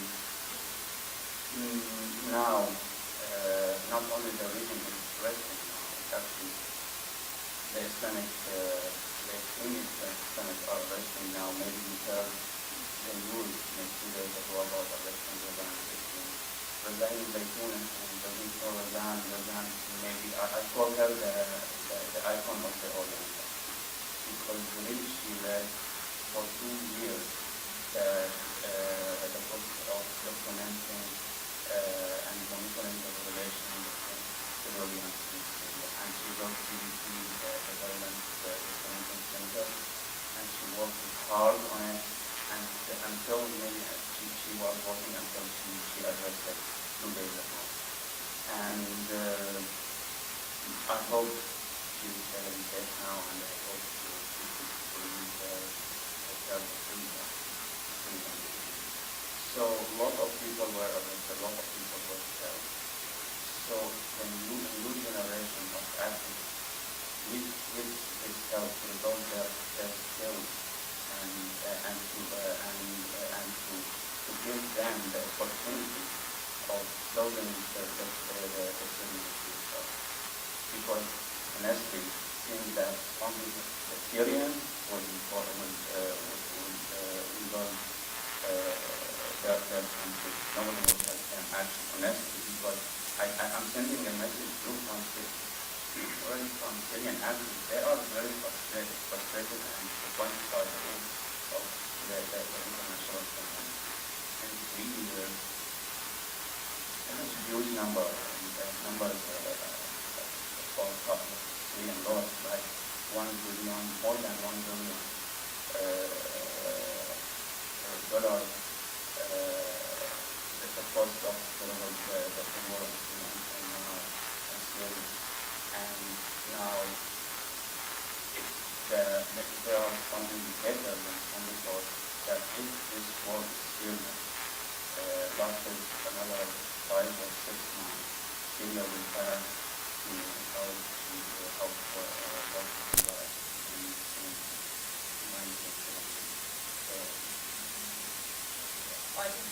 Thank you so much for that great insight, and I definitely want to open it up for comments, and I will start by saying I think that the conversation, I know that there's a lot of frustration on the ground within the development community and the relief organizations that not enough is being done to connect all those locals that are working on programs. We have international communities that are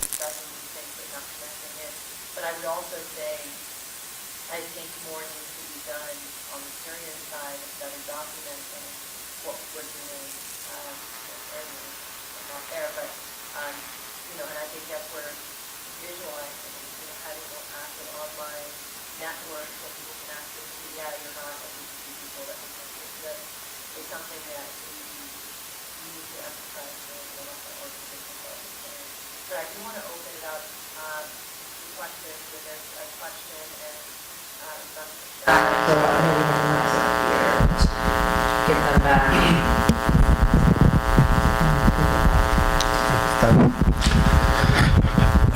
I have a comment and a question. The comment is what started to be a riot cause in Syria really ended up as a curse. And simply, this is what I think personally, that the Syrian people paid for all the problems on the face of the earth accumulated, and it was resolved on behalf of the Syrian people, starting from the Arab-Israeli conflict to the Iranian nuclear problem, to the Cold War restarted again, and so on. Even the Libyan revolution helped the Syrian revolution. So really, this is the most unfortunate case in the history. But this we cannot help but the response is poor and so on. What I'm troubled with nowadays, that I'm an ordinary citizen, if I look at all I see the choices, either the regime or extremist view.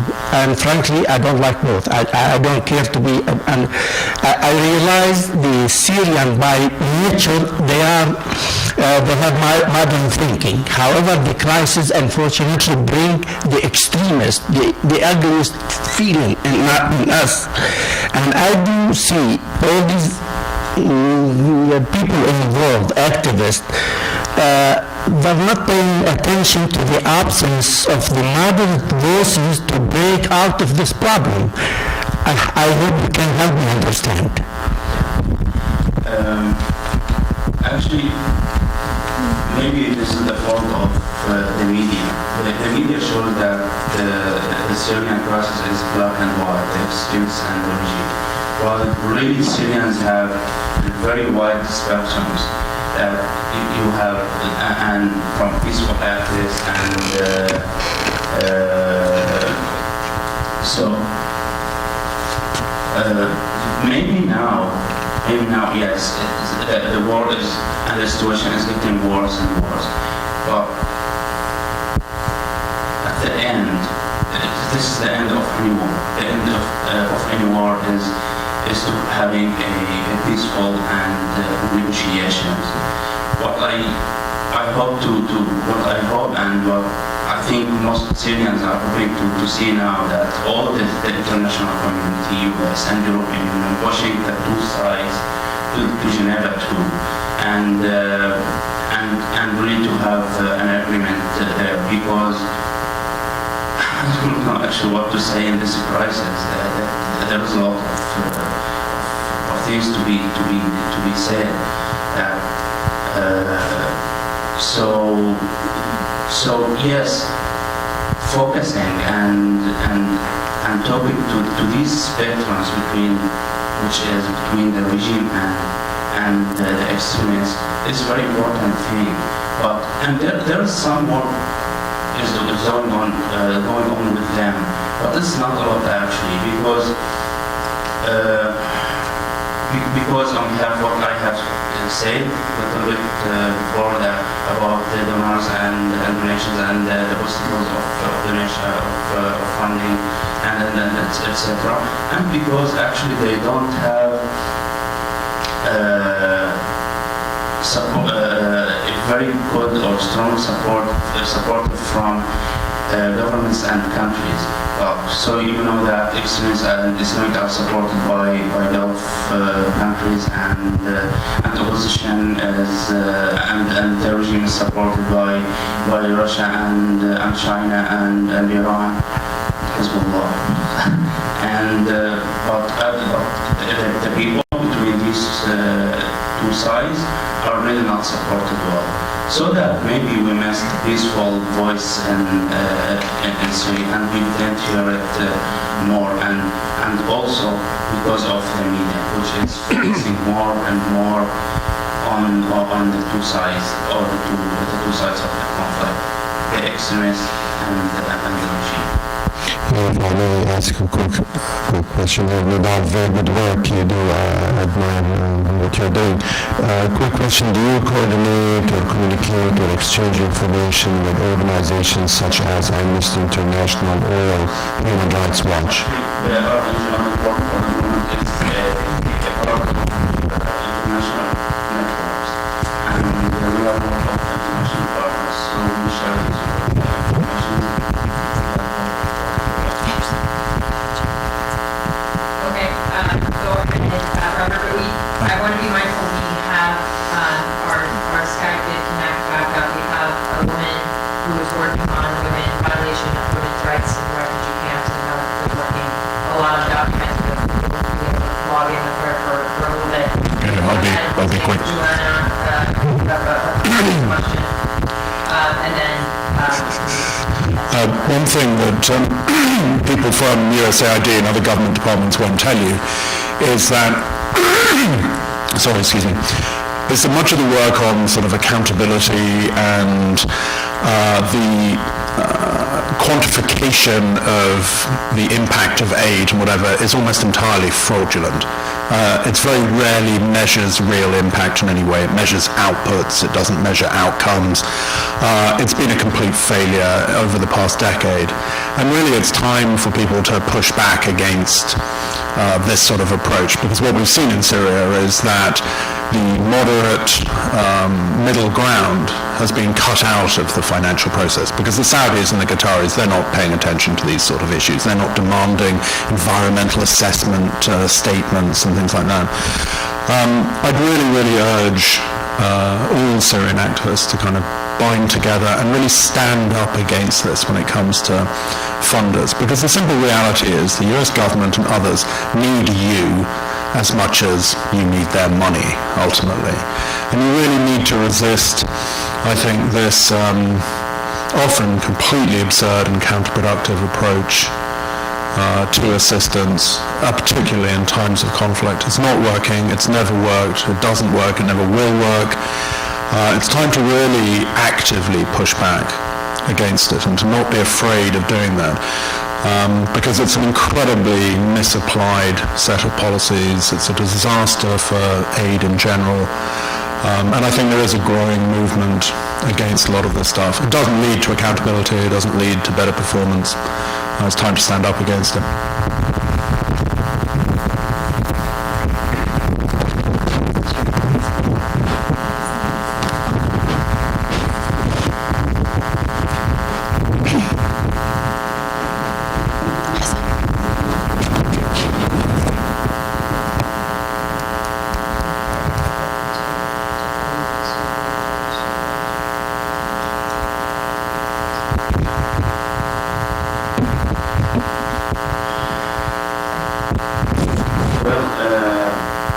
Actually, there are a lot of ways to do such assessments in the conflicts, and actually the international organizations are well trained and have the good experience in assessing the needs of such crises. Actually, to explain something, in such a crisis in the world, you see like a very gradual steps. So when people start to flee, you have refugees. You start with sheltering, and then restoring, and then relief. So these three steps are very easy to be. Actually, these steps don't need to be assessed. So even these steps we didn't see in the Syrian crisis. You know what I mean? So we missed it from the beginning, assessing the need assessments for the Syrian crisis, so that when the crisis developed, we found ourselves that we are facing a very hard crisis and we are not able to respond. So So I'll give you an example. In Lebanon, the Lebanese government refused to build camps for Syrian refugees. Okay? So when the international organizations and NGOs came to Lebanon and wanted to help refugees, they don't know where are the refugees. There are no camps where the refugees are there with each other together in it. They are spread on the streets or in almost in all Lebanon. So this rejection from the Syrian Lebanese government put an obstacles on the work in front of the work of the international organizations. In addition to that, these organizations, when they come to implement the projects, actually they have designed projects. So it's very easy to sit and to have a meeting with 20 or 20 Syrian activists and to do like a focusing group and to have an outcome after this meeting to know what are the needs of the Syrian. But regarding the monitoring and evaluation, it's another process. It's after implementing the project, and it's maybe each organization has its own method in monitoring or evaluating the project. So, but honestly, what we say and what we are seeing in the Syrian conflict, that people are earning money. Actually, honestly, we know and we see physically that there are persons are having a training now. But what is the outcome of the training? How you can follow up this training? This is what we don't know. And I don't know actually why the organizations are doing this or following this policy now. Maybe because, and it's very dangerous policy on the Syrian civil society actually, because it's turning the Syrian civil society from its humanitarian rule into a market for international organizations. I just had a very brief question. Thank you very much for your presentation. Because your work spans, you guys connect with 12 different countries, have other people from different countries proposed some long-term solutions, especially for the refugees who are, you're saying, scattered all over the neighboring countries in terms of, paying for rent, jobs, etc. Have they been working on some long-term solutions? Actually, no. What you see usually in such crises like migration and integration with the new societies and something, no, this doesn't work. For example, in Jordan, Syrians don't have permission to work, so how are they able to properly integrate there? Exactly, this is what I'm saying now. That in these countries, maybe just in Egypt, only there are some projects for employing and working, and a little bit in Turkey you need a permission to work and you can get it, but maybe now it's very difficult. In Jordan is very difficult, the situation than Turkey and Lebanon and Egypt. People in Jordan are in very bad situation. Maybe there was a situation for refugees or Syrian refugees in Jordan. People 100% are depending on what is coming from the international organization, from here and medical assistance and sort of issues. Maybe people from Syria early and went to Jordan before the flee. Could find job and jobs and work in the camps. They are 100% depending on the priority which is coming from the international organization. And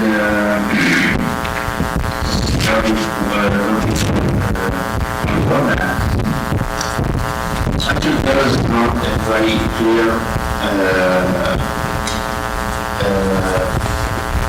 policy from the government. So they ask for funding, maybe they are not much for 500 million dollars, and to support and to relieve refugees in Syria and camps in Jordan. But actually, I didn't see any reports about how do they spend this money and how do they do the relief and issues.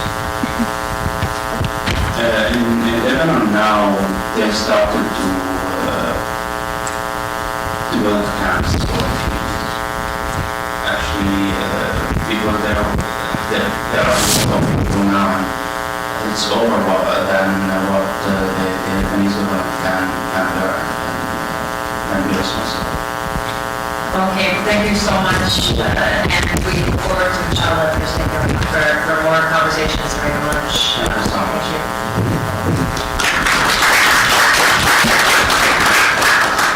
All right, and last but definitely not least, we are going to connect Munza, Dubey, so can we get her up on the screen, and then Sana, you can come and help them up here.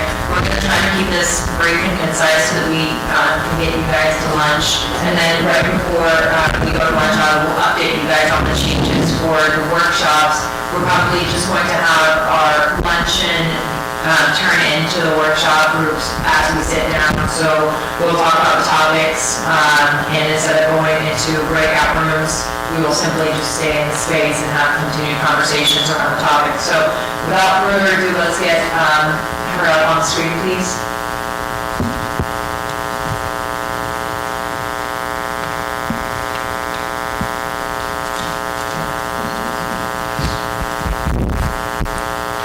مرحبا سامعتينا؟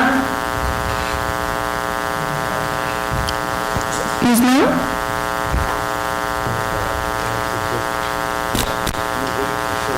حملة لاجئات للصبايا ثواني يسمع؟ ب 24 أغسطس 2012. The campaign, just a second. The campaign called Women Refugees Not Spoils of War.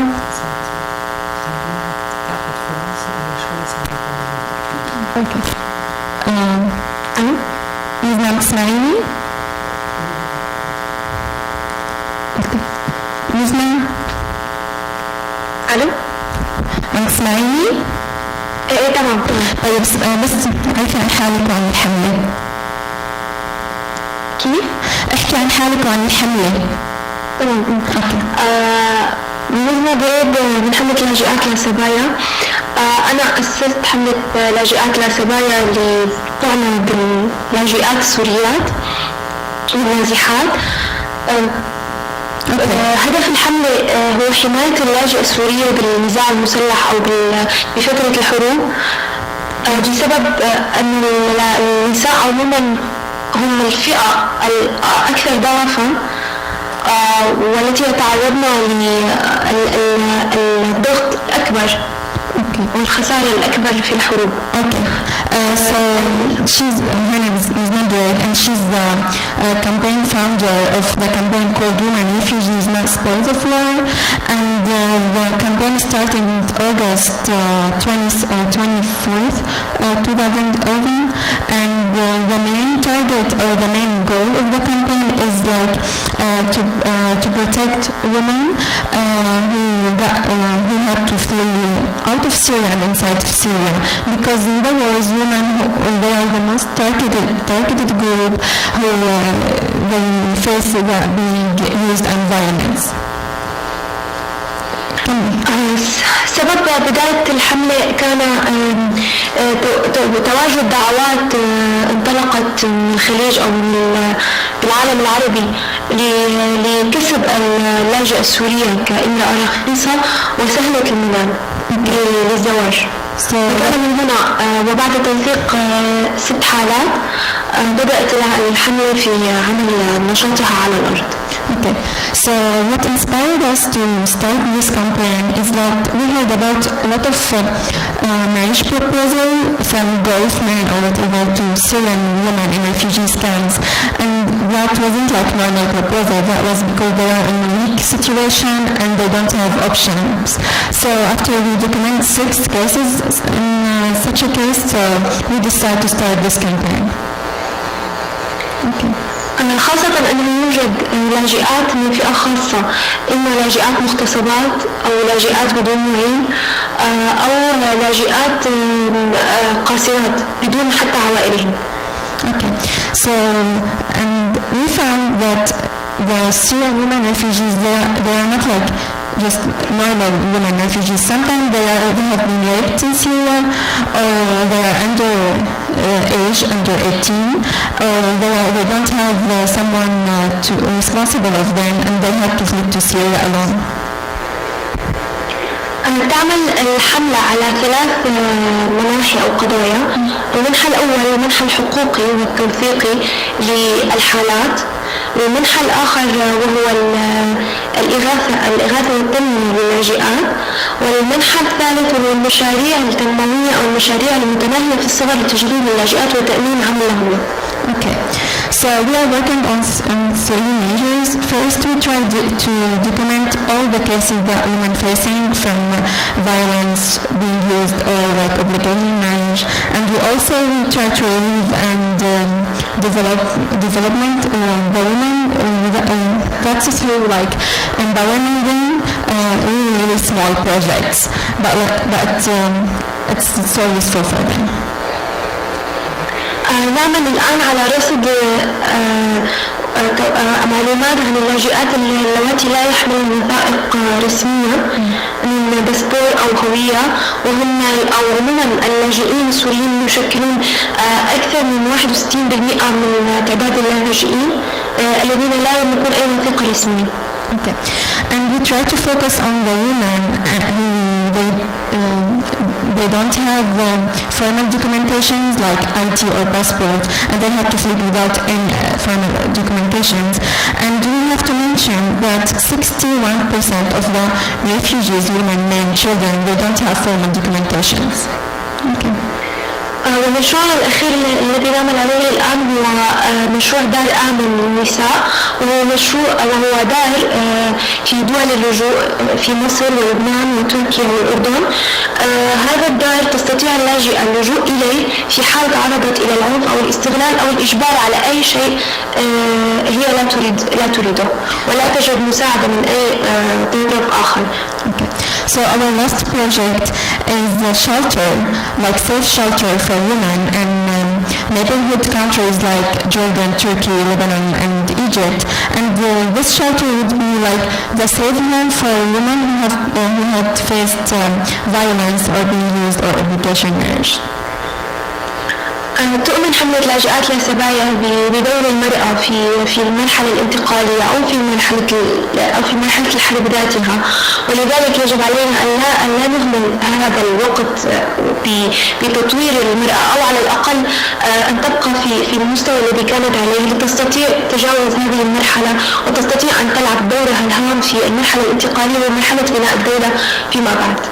Okay, so what we believe in the role of the woman and empowerment and development the country in the future. So what we're trying to do is to keep her like in a good mental situation, so she can play her roles now and in the future. شكرا. Okay, خليكي معنا لأنه في أسئلة حيسألوك إياها.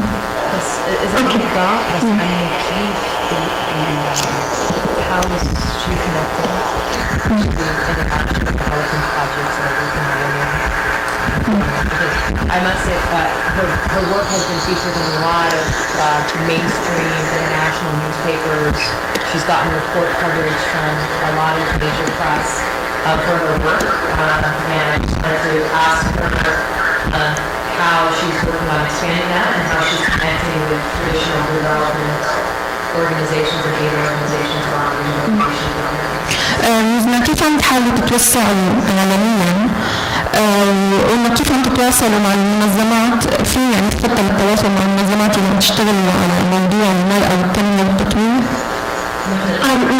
like United Nations. كيف عم تحاولوا تتوسعوا عالميا دوليا يعني؟ وكيف عم تتواصلوا مع منظمات عالمية مثل UN؟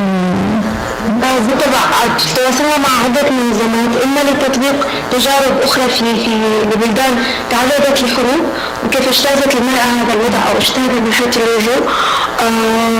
وآخر تعاون سيكون مع رابطة المرأة في العالم في تطبيق تجربة نساء المسلم في الحرب على الحالة السورية. So we try to connect to many organizations to know about the experience, previous experience. So like the last one, we try to connect to the World Women Association to know how women in Bosnia they passed the war in this situation. So we have comments, questions. I think there's one microphone up there. لكم مايك envelope.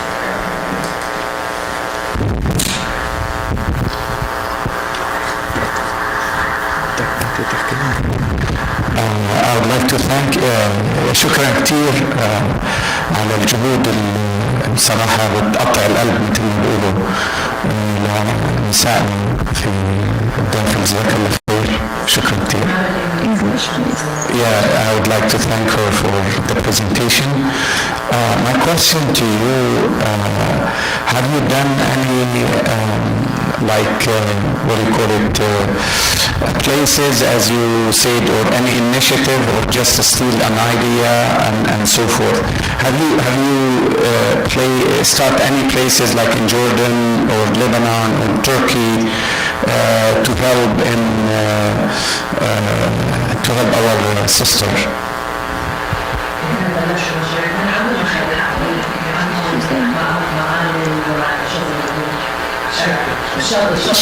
Yeah, that's what I'm talking about, shelter and so forth.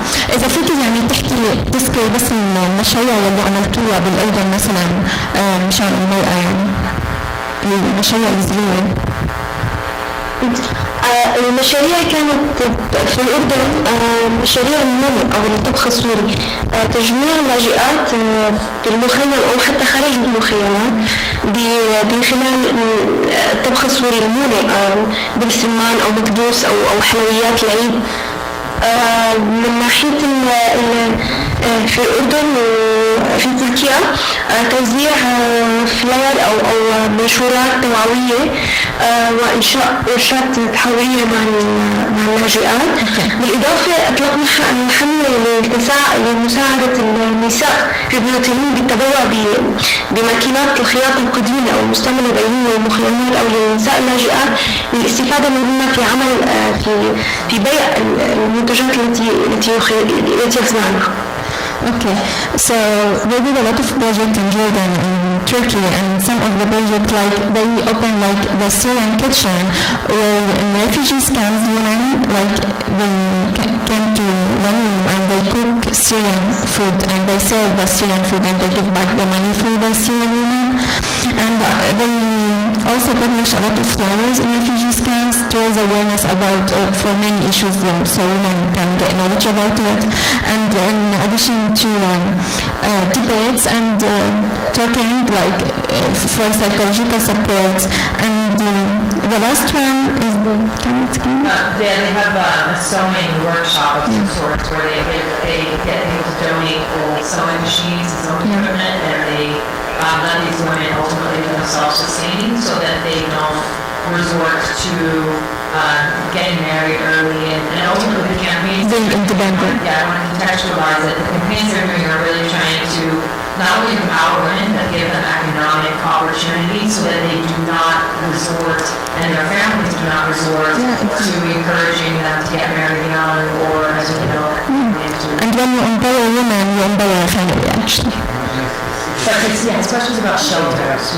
Shelters, it's their future. Exactly. There is a specific shelter, for example, in Jordan, or just they do it like from houses and Just online campaign. No, they don't have a building.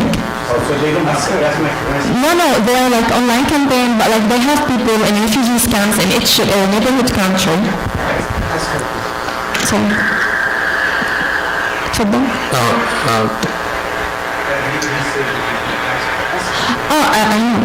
لبنان انتوا عندكم مبنى او شيء تشتغلوا فيه بالمخيم الذاتي، مبنى تابع للحملة، وكيف شلتر؟ لا بسبب انه عدم وجود تمويل، لانه التمويل كان سيفرض علينا اما تسييس الحمله او خضوعها لبعض الافكار الدينيه، فلذلك نحن لم نتم او لم نفرض تمويل الحمله من اي جهه، كان لا يفرض علينا املاءات خارجيه. So we refused any financial support and we don't have funding because we don't want to apply any sponsor like rules or something. We want to be independent. Well, and then also religious restrictions. We want religious restrictions. Yeah, religious restrictions, and I don't want to be involved in it. Let's have time for a comment, and then do you have a clarification? so how do they maintain their, They don't physically have shelters. The shelter is their future. Camps. They want to eventually work in that space, but right now they work in refugee camps, and they have volunteers in all those camps, and they ultimately use existing entities. So at the camps themselves, they'll use rooms within them, or tents, or whatever else may be available in use that space. They want to grow in that space, but she said that they have funding restrictions, and they don't have access to a lot of capital, and obviously working in space is also really sensitive. And the safe shelter is like the future project. We didn't work on this yet. We have questions here, and this will be the last question. Okay, I just had obviously thank you so much for the work, and I'm really glad this is happening because a lot of the stories that come out of these camps are very heartbreaking, especially this exploitation of women and children. My question was, when these issues do occur, in terms of, like men coming, exploiting the women for marriage, etc., are there legal protections and also are there measures being taken by the hosts of these the host countries of the refugee camps to provide security and safety mechanisms for women and even like the refugees as a whole, if individuals are coming to exploit them or hurt them in any way? Is there security? Is there safety measures? And also your question specifically? And policies are discriminating as a and also are there legal measures that rape victims can take to address these? في قوانين بالمخيمات او بالدول اللي هم قاعدين فيها النساء عم تحميهم اذا تعرضوا للاستغلال او الاغتصاب او العنف. عم اقول لك في قوانين بالمخيمات او بالدول اللي موجوده فيها المخيمات عم تحمي النساء السوريات اذا تعرضوا للاستغلال او الاغتصاب او العنف. القوانين مختلفة من بلد إلى بلد. يعني الأفضل بموضوع اللجوء هو في تركيا. تركيا هي أفضل شيء؟ تركيا أفضل. يعني عم تحميهم. يعني عم تحميهم قوانين النساء التركية؟ نوعا ما. So she said you can say just in Turkey the laws like protect women, Syrian women. Just in Turkey. Each country has its own laws, and the Turkey is the best to preserve the rights. But one of the campaigns that she has, and she didn't mention it, is they have a text message. Yeah, the hotline. Yeah, they have a hotline, so if you get exposed to violence, dealt with it, they have a hotline that you can call, which is anonymous. You can call or text, and they get you someone where you are to help you. A lot of these women are undocumented, which is what she And even the marriage, many times she mentions that it's not a legal one, just like, sheikh, and that's it. Do you have عندكم أرقام عن النساء اللي يتعرضوا للعنف؟ أنا شو؟ قصدك عن شو المفروض؟ دقيقة، قصدك عدد أفراد الحملة ولا النساء متعودة؟ قد ايه انتوا عدد أفراد الأعضاء الحملة، وعندك فكرة عن عدد النساء اللي عم يتعرضوا للعنف؟ نحن عدد الأفراد 15 فرد كأساسيين ونوصل 30 مع المتعاونين. من ناحية عدد اللاجئات كعدد دقيق هو 1,000,000 لاجئة موجود متوزعين بين الأردن ومصر وتركيا والأردن. عدد النساء المؤلفات كنسبيا فوق 60%. ما في نسبة دقيقة، بس باللي نحن بنشوفه لأنه دائما بتكون اللاجئة هي لاجئة مركبة، يعني معرضة للجوء المركب من أكثر من بلد وحتى من أكثر من مدينة، وفعلا كلهم بدهم مساعدة نفسيا أو تمويل. So basically we are 15 founder and we are like 30 members. We're working to support the campaign, and you can say we have 1 million Syrian women refugees in Turkey, Jordan, Lebanon and Egypt, and you can say 60% of them have been facing violence and being used and obligation marriage. Well, thank you so much. Thank you. شكرا كثير لنا. شكرا. الله يخليكي ويقويكي وإن شاء الله إن شاء الله نحكي later. Thank you guys. All right, so we are wrapping up the formal program here. We will reconvene, just do a quick recap after the working group. So what we decided to do instead, since we have a smaller group of people, to have more intimate conversations that kind of extend from dinner or lunch, sorry, we are on dinner. We are going to break out into 4 groups. So we want these groups to kind of start convening around lunch, and each group will have a team member from SRB that will kind of serve as the moderator and note keeper, or if anybody wants to play that role themselves, you're more than welcome to do so. Let me kind of just see a show of hands. Ultimately, we're looking at breaking out into 4 discussion groups. Civil society and social services is one. Refugee and issues dealing with refugees in general is 2. Infrastructure and rebuilding, which has to do with research and assessments and a lot of what we spoke about also yesterday, is 3. Business and innovation, 4. So just to show of hands, you can kind of see how what the numbers look like. You might kind of keep the groups balanced out.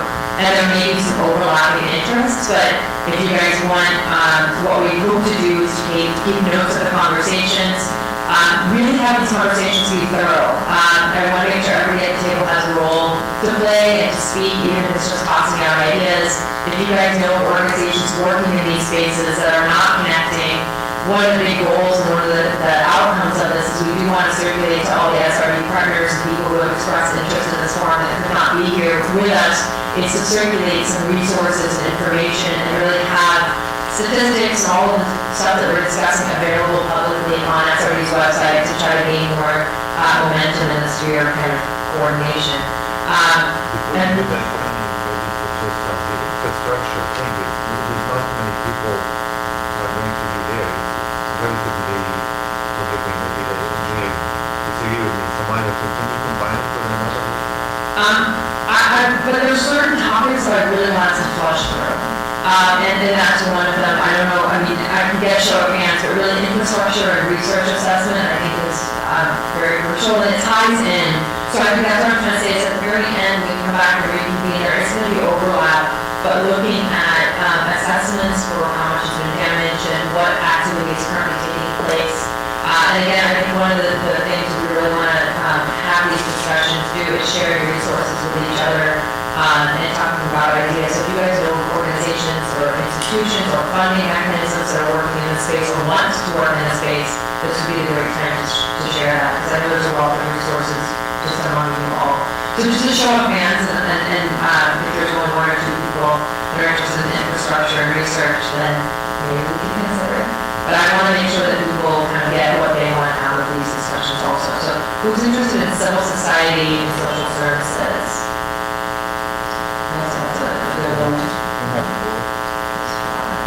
then we have the refugees and issues dealing with refugee assessments. Infrastructure and rebuilding / research. I lose. Business and innovation. Cancel that one. Oh, come on, that's what I wanted. And maybe we can put it under the... We can talk afterwards, we can have that could be combined with the third one. Yeah. Because the vehicles are going hand in hand. They could, combined with infrastructure. The fourth infrastructure business. The infrastructure and the business innovation. I think that would be good. Because this would be, the fourth one would be mostly or solely based on the third one. Because most of the new businesses and new jobs would be in that sector. Right. But also, I would also emphasize the innovation and entrepreneurship. But let's do it. Let's do it in the same. Well, that's a big conversation. Well, what other topics, because a few of you guys may have your own topics that you're really passionate about. Are there any other topics that you guys would suggest?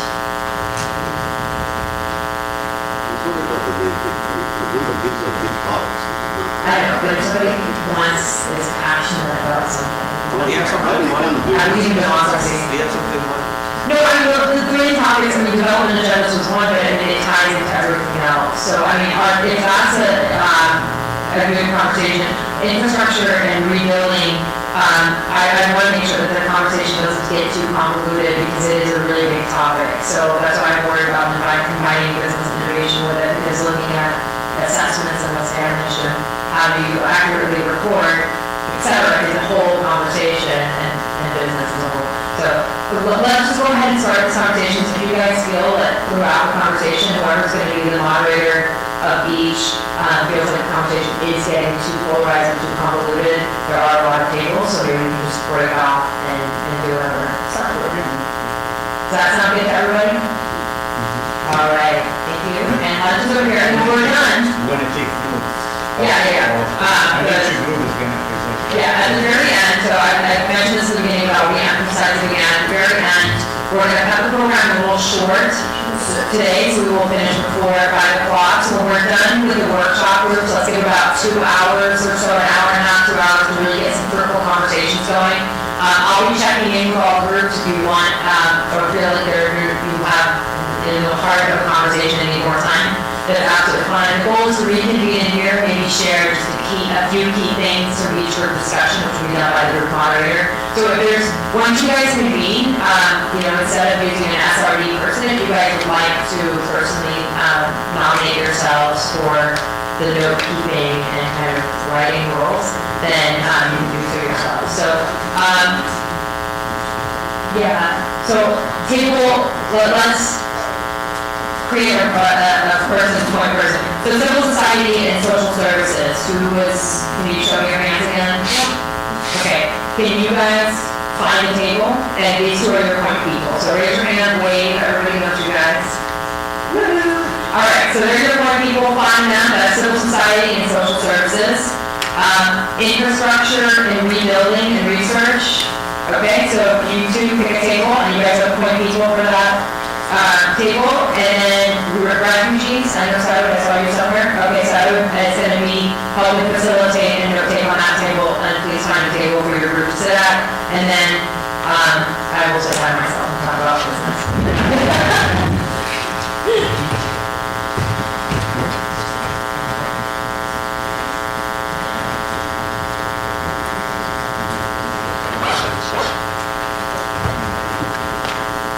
Just put all the food on your table and Oh, yeah? Couple stairs in there, couple statutes for Hafez Assad, and that's it. This is it. You got to be healthy. You got to put some trees in cities. So I don't disagree with that. You do need a kind of a set of principles of what you want the country to look like. I mean, if you want cities that have green space, that have this sort of participation of citizens in their planning, things like that. But that's one of the key things, is to make sure that... Got to undo the damage that they did in 40 years. Yeah, no, it is absolutely critical. You've had this authoritarianism And even things like city planning need to be more democratic. I mean, that's actually where real democracy You gotta happens. sell the ideas, of course. Yeah. But you know, certain places, you know, still have a little bit of infrastructure, like, you know, like Aleppo, you can build on. Yeah. And then certain places, like Homs or Darha, they have nothing left. So this is a good opportunity for them to start. Yeah, no, they can. I all, think all brand I mean, new. Whereas, you know, the places rest you like can Homs patch. have to be rebuilt from scratch, so you may as well change that. But you have to do it. You have to do it in a way that you are going to face, and I don't think Syrians are going to be massively different from other people in this front. But what you will face is a number of things that we've seen in so many situations like this. One is that people who fled villages in the countryside, in particular. Syria is a more urbanized country than many. They tend to go back to cities. So you end up with much bigger cities, and you have to cope with that accommodation. Secondly, there's nothing less temporary than temporary housing. There are people in Britain still living in World War II temporary housing. In Britain. So temporary housing never goes away. So you need to be careful about how that process is managed. Temporary housing. No, I'm just saying in kind of broader principles. I do think there needs to be master plans, ideas, things like that. But I think are those decisions and the thinking in that regard, did they emanate from a different place? Maybe the White House or something?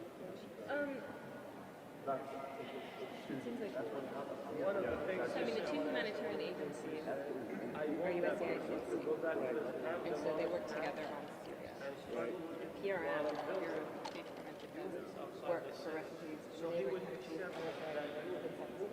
Okay. Well, and as you heard yesterday. So that's the line of demarcation is. Right. Yeah. So state stays inside Syria. State is outside. Like the gentleman yesterday who spoke from Oxford, remember? Yeah. He talked a lot about projects inside Syria. And so he's from Oxford, inside Syria. Oh, I saw that. Yeah, so, right. So, FDA, and they do like a piece. I traveled to my house a year. It's like, all right, man.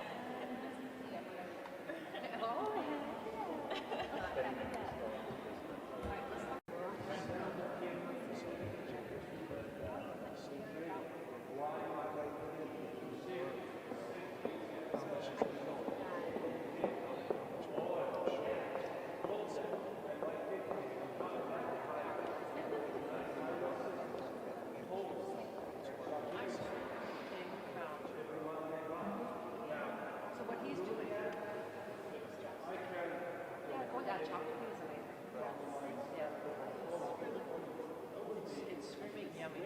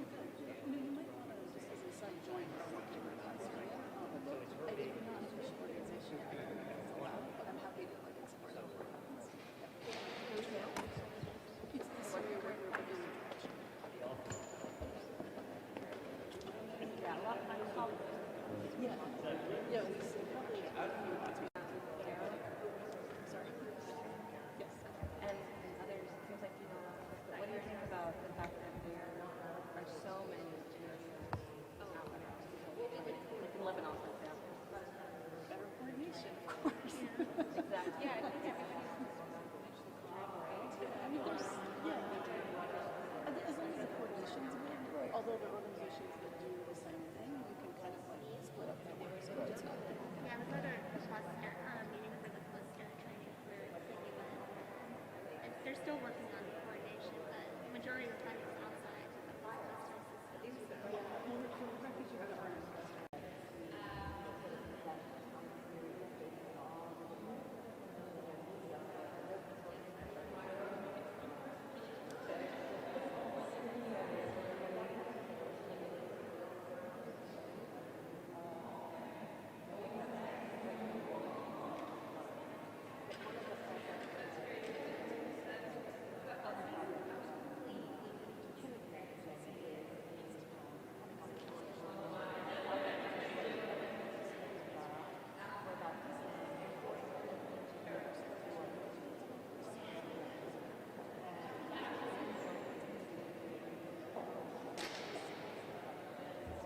and beyond, and relief organizations and that sort of thing that are very connected on the ground to opportunities and ways to make a difference.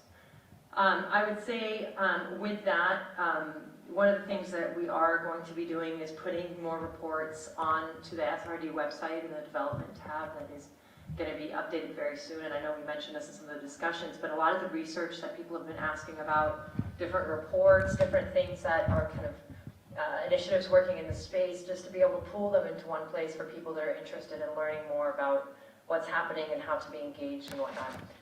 With that, I will invite the 2 point people from each group. I know I took conversations from our group meeting, and I'll be happy to share those, and we did end up doing an innovation and business meeting. So who were the 2 other point people from infrastructure group? I see you kids from. Would you like to share? Yeah, you were the note taker. And then also from the Refugee Social Services, was that you or did you appoint somebody else? Okay, so if you guys can come up here and join me.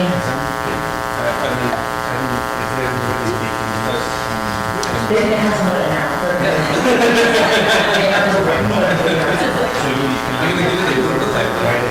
I'm not typing it down. So in this case, if you get a copy and the outcome, hopefully we post it also in the website. So actually the political side, so kind of the refugee side, so kind of.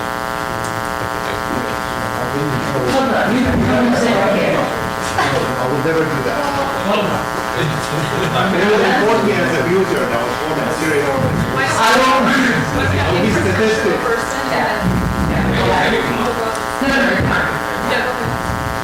So would you like to go answer and receive your first? Sure, I can start. So we're part of the infrastructure and assessment team. We talked about a lot of things. So I'm just gonna be quick. Don't talk a lot much. So one of the things we talked about was networks, particularly for civil engineering to be able to do networking within Syria with the civil engineers within Syria, and we talked about different alternatives for how we can go about doing that. We talked about the need for SOC infrastructure with local clients, so that was speaking about different local networks or local authorities and having them buy into the process of development and then being the ones that are able to maintain infrastructure or to guide infrastructure development into their communities. We talked about the two things that are very critical at the moment on the ground are just the security and food, and the next most important thing we talked about is education. And the need to develop some sort of way to give the people education, both primary, secondary, and higher education. And so some of the things we talked about for that was actually figuring out ways to provide homeschooling and self-teaching curricula, for development of self-teaching curricula. And that's one of the things that we talked about. Is huge. The diaspora community has a lot of experience and ability, and having them use their expertise to develop self-teaching curricula for people who are still in Syria. I think that covers most parts.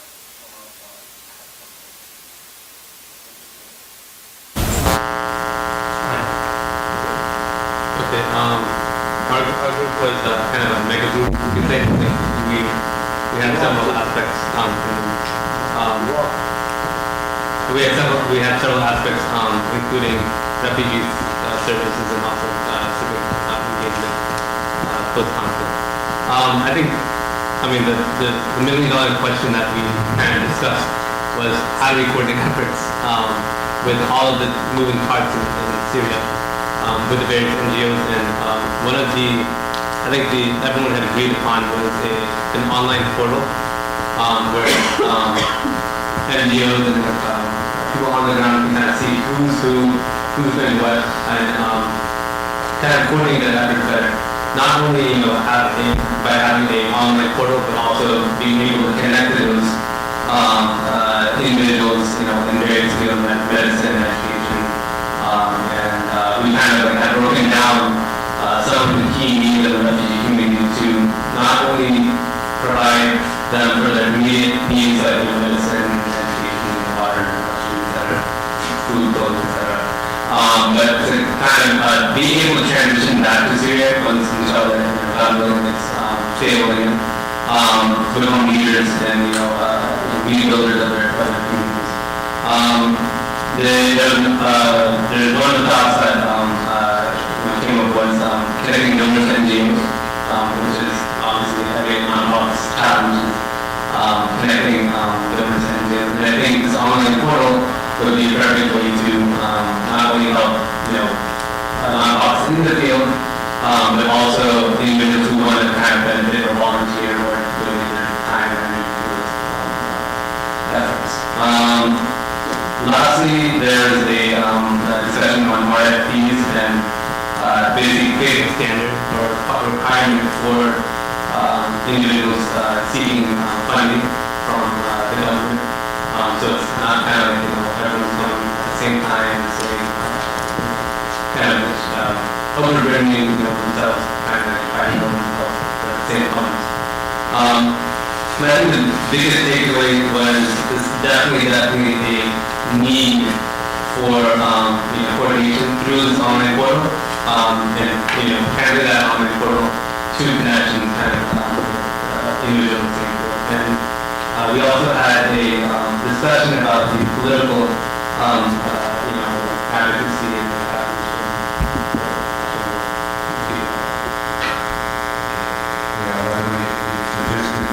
and tracking the refugees, Syrian refugees back to charity, like some people that Syrian trafficking. Okay, so regarding the Syrian crisis, as you know, this is really a very tragic thing, what has been happening almost for 3 years. Syrian people persistently destroying infrastructure of Syria. And it's really not exaggeration when I tell you, since World War II, this is the first time that the country is destroyed that much with persistent killing and persistent destroying. This is unbelievable, and the world is watching, or it's not reacting as it should. Now, we talked about in our table about this, like why did the Syrians in general and Syrian Americans fail to bring this issue to the hot spot in America and in the West, and how we can maybe help motivate that. Of course, some of the questions like the group asked, like I think what they want us, they put the hat in Syria now, not American, but like, what do you want us to do or to say or to do? Of course, there's a lot of things we could do. Number one, to be united. Number two, to convince our American administration to intervene and interfere for the interests of the United States, not really just because like the Syrians want that. So the question, a gentleman said, well, should we just mention about the humanitarian issue to the American people, but also honestly it's overlapping. It's political / humanitarian issue. You cannot separate them. It's overlapping. So there's four, I should say, not really factors. It's like we have the American people, we have the colleges and universities, that's a very important part of the American society. We have news media, and of course we have the part of the government, including the executive branch, the White House, State Department, and of course the Congress, and so on and so forth.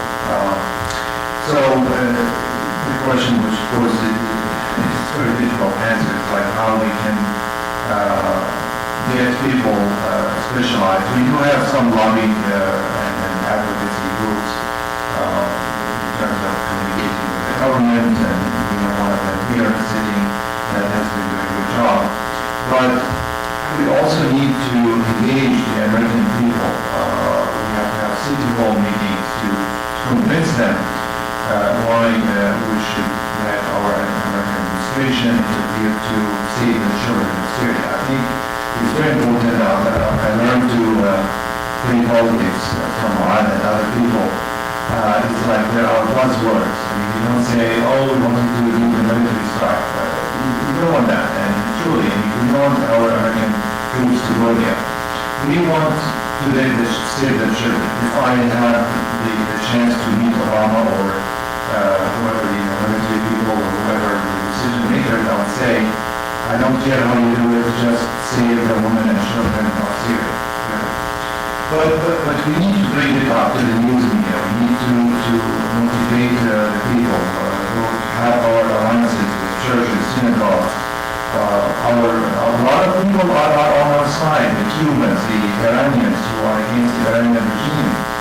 And so many people are willing to help, but yet we fail to motivate them and to use them to convince the news media to make it an issue. I mean, if one of those actors or actresses change their boyfriend, it will be all over the news. But yet people are being killed every day, and like, well, it's not our problem. Why, how we can convince the American people and American institutions that it is our problem? We should answer to the American people or American folks as, should we interfere and intervene and be a policeman on earth? Of course not. But on the other hand, we should not ignore the problems when we can solve it. We are the leader of the civilized hemisphere, the Western civilized world. So as the United States of America, we can do more. But we really need to convince again our American administration and the news media and using the colleges, we talked about that, and the people. And all of these things are overlapping between each other. So that's all. It's simple to say, but I don't know how to do it.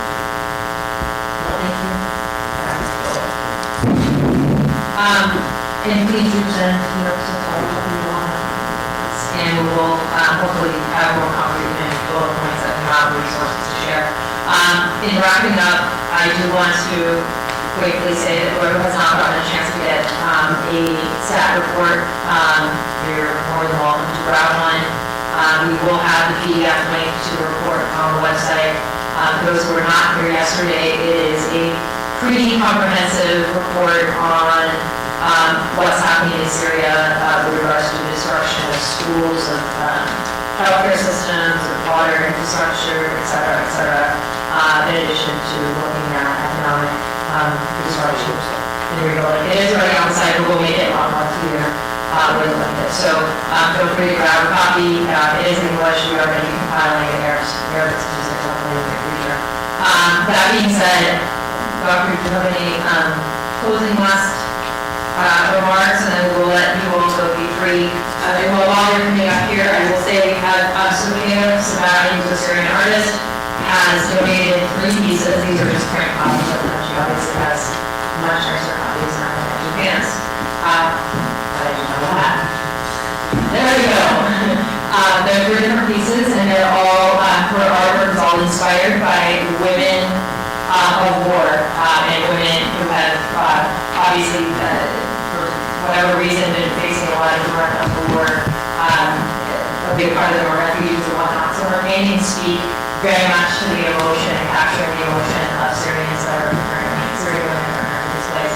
So she's donated the proceeds of these to Syria Relief Development, and they are $100 to print. She purchased them from us, which we are federal security, so it's a tax write-off. And then she will ship them to you after you can choose how you want to print or not. So if you are interested in one of these beautiful pieces, then Judith, who's up there and waving at everybody, we'll be happy to process that for you guys. Thank you. I would like to first invite the board member to come here with me, Dr. Hashim, Brother Ahmed and Jumani. Dr. Ayub is not here because he's traveling. His airplane was delayed. He was in Salt Lake, so he's coming. So I'd like to the board come here to thank you as well as this.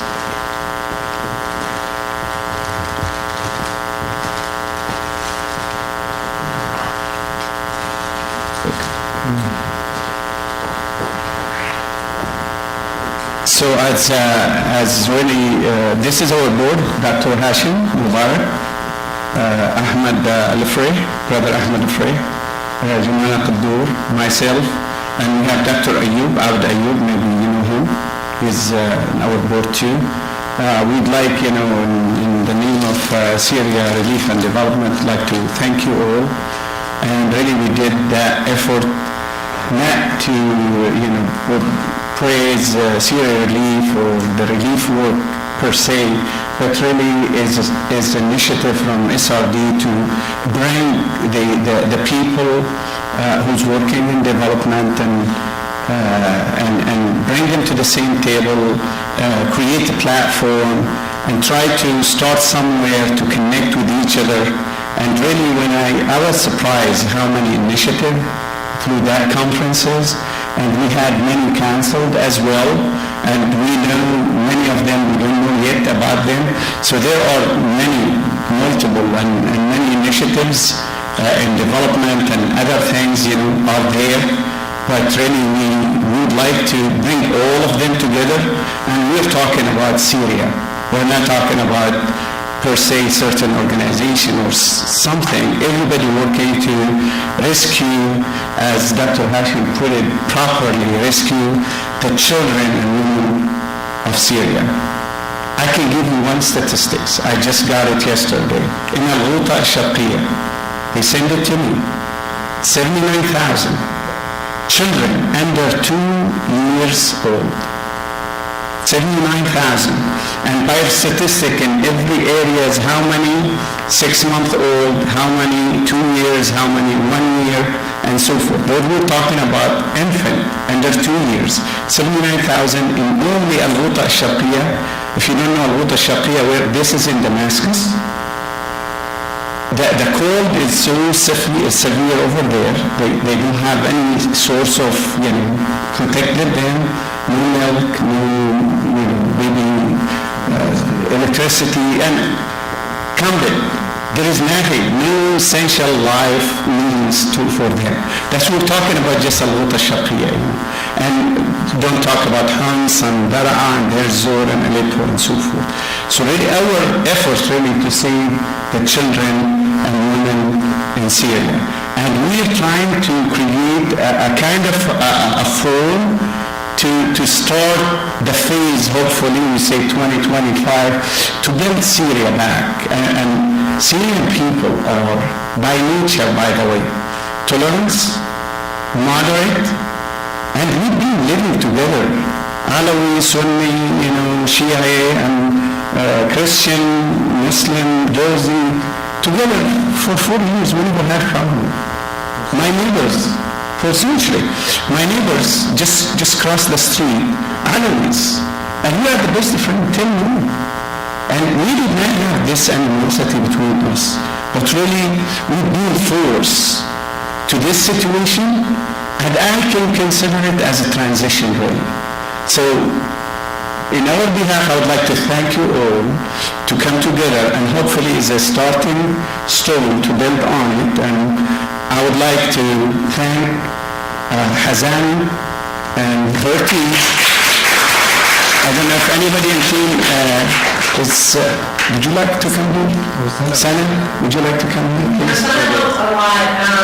Sana came recently from Syria, and she's been very, very helpful in getting us into Skype speakers, really connecting us with people outside of the traditional circle.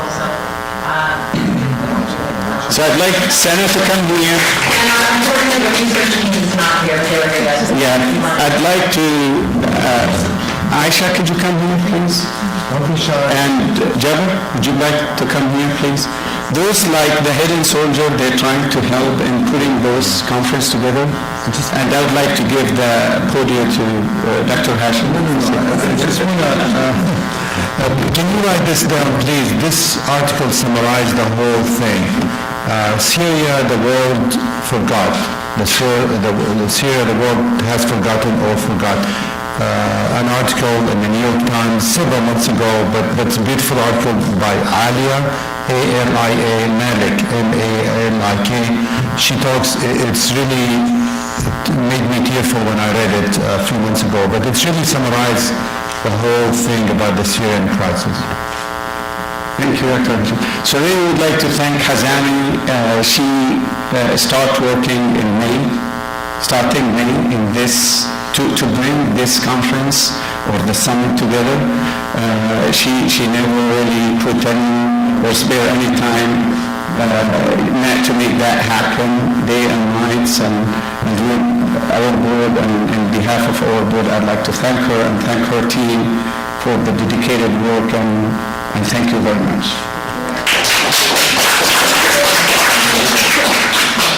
All right. Well, thank you guys very much. Can you guys stay up here? Let's get a formal picture. But with everybody else, thank you very much for all the work you guys individually do. I think that's something that we must acknowledge. So many of you do so much, and you represent organizations and individuals that do so much. And I think a big goal that we have is expanding the traditional conversation and really moving to a phase of development. Although, I mean, I've been part of so many Syria conferences where everybody's like, it's too premature for development, it's too premature for development. And while it is premature for development, there are so many things that we could be doing now that start laying the foundation. I didn't share the recap points of our little business innovation group, and if I can just say a few words on that. There are so many programs that have been developed for Africa and various other countries that are not necessarily going through conflict, but they're very poverty-based communities. So you have very simple things that could be utilized now in Syria. I'm sure you guys have heard of the Waka maps. The solar panel maps are very cheap. They can charge little boxes, and they can charge with no sun. They're solar, but they can charge it in shadowy places even. And they provide up to 60 hours of light, and you can charge phones with them, for example. So thinking of innovative ways, we're talking about hospitals. There have also been blood pressure machines that you can plug a little application into your iPhone and literally right then get an instant result on your phone of what your blood pressure is, or if you have any type of diabetes. There you go. And so there are apps and there are little tools right now that have been made for for different countries, and they can be deployed for very cheap into Syria. So I think, one of the big things we were talking about with entrepreneurship in business is realizing how we can start investing into these programs that have already been developed, they already exist, and they can already be replicated at very cheap cost and brought into Syria. So really kind of encouraging us to not only look at big dollar projects, but smaller dollar projects that help save lives now and be replicated for the country. So that was our little spiel, and then looking at kind of more business people who are interested in investing into this space, getting these resources and enhancing people that use them. So that was our recap. And thank you all very much. Thank you to USIP for hosting us. I know that I had to leave, but we're very excited for working from that. Thank you.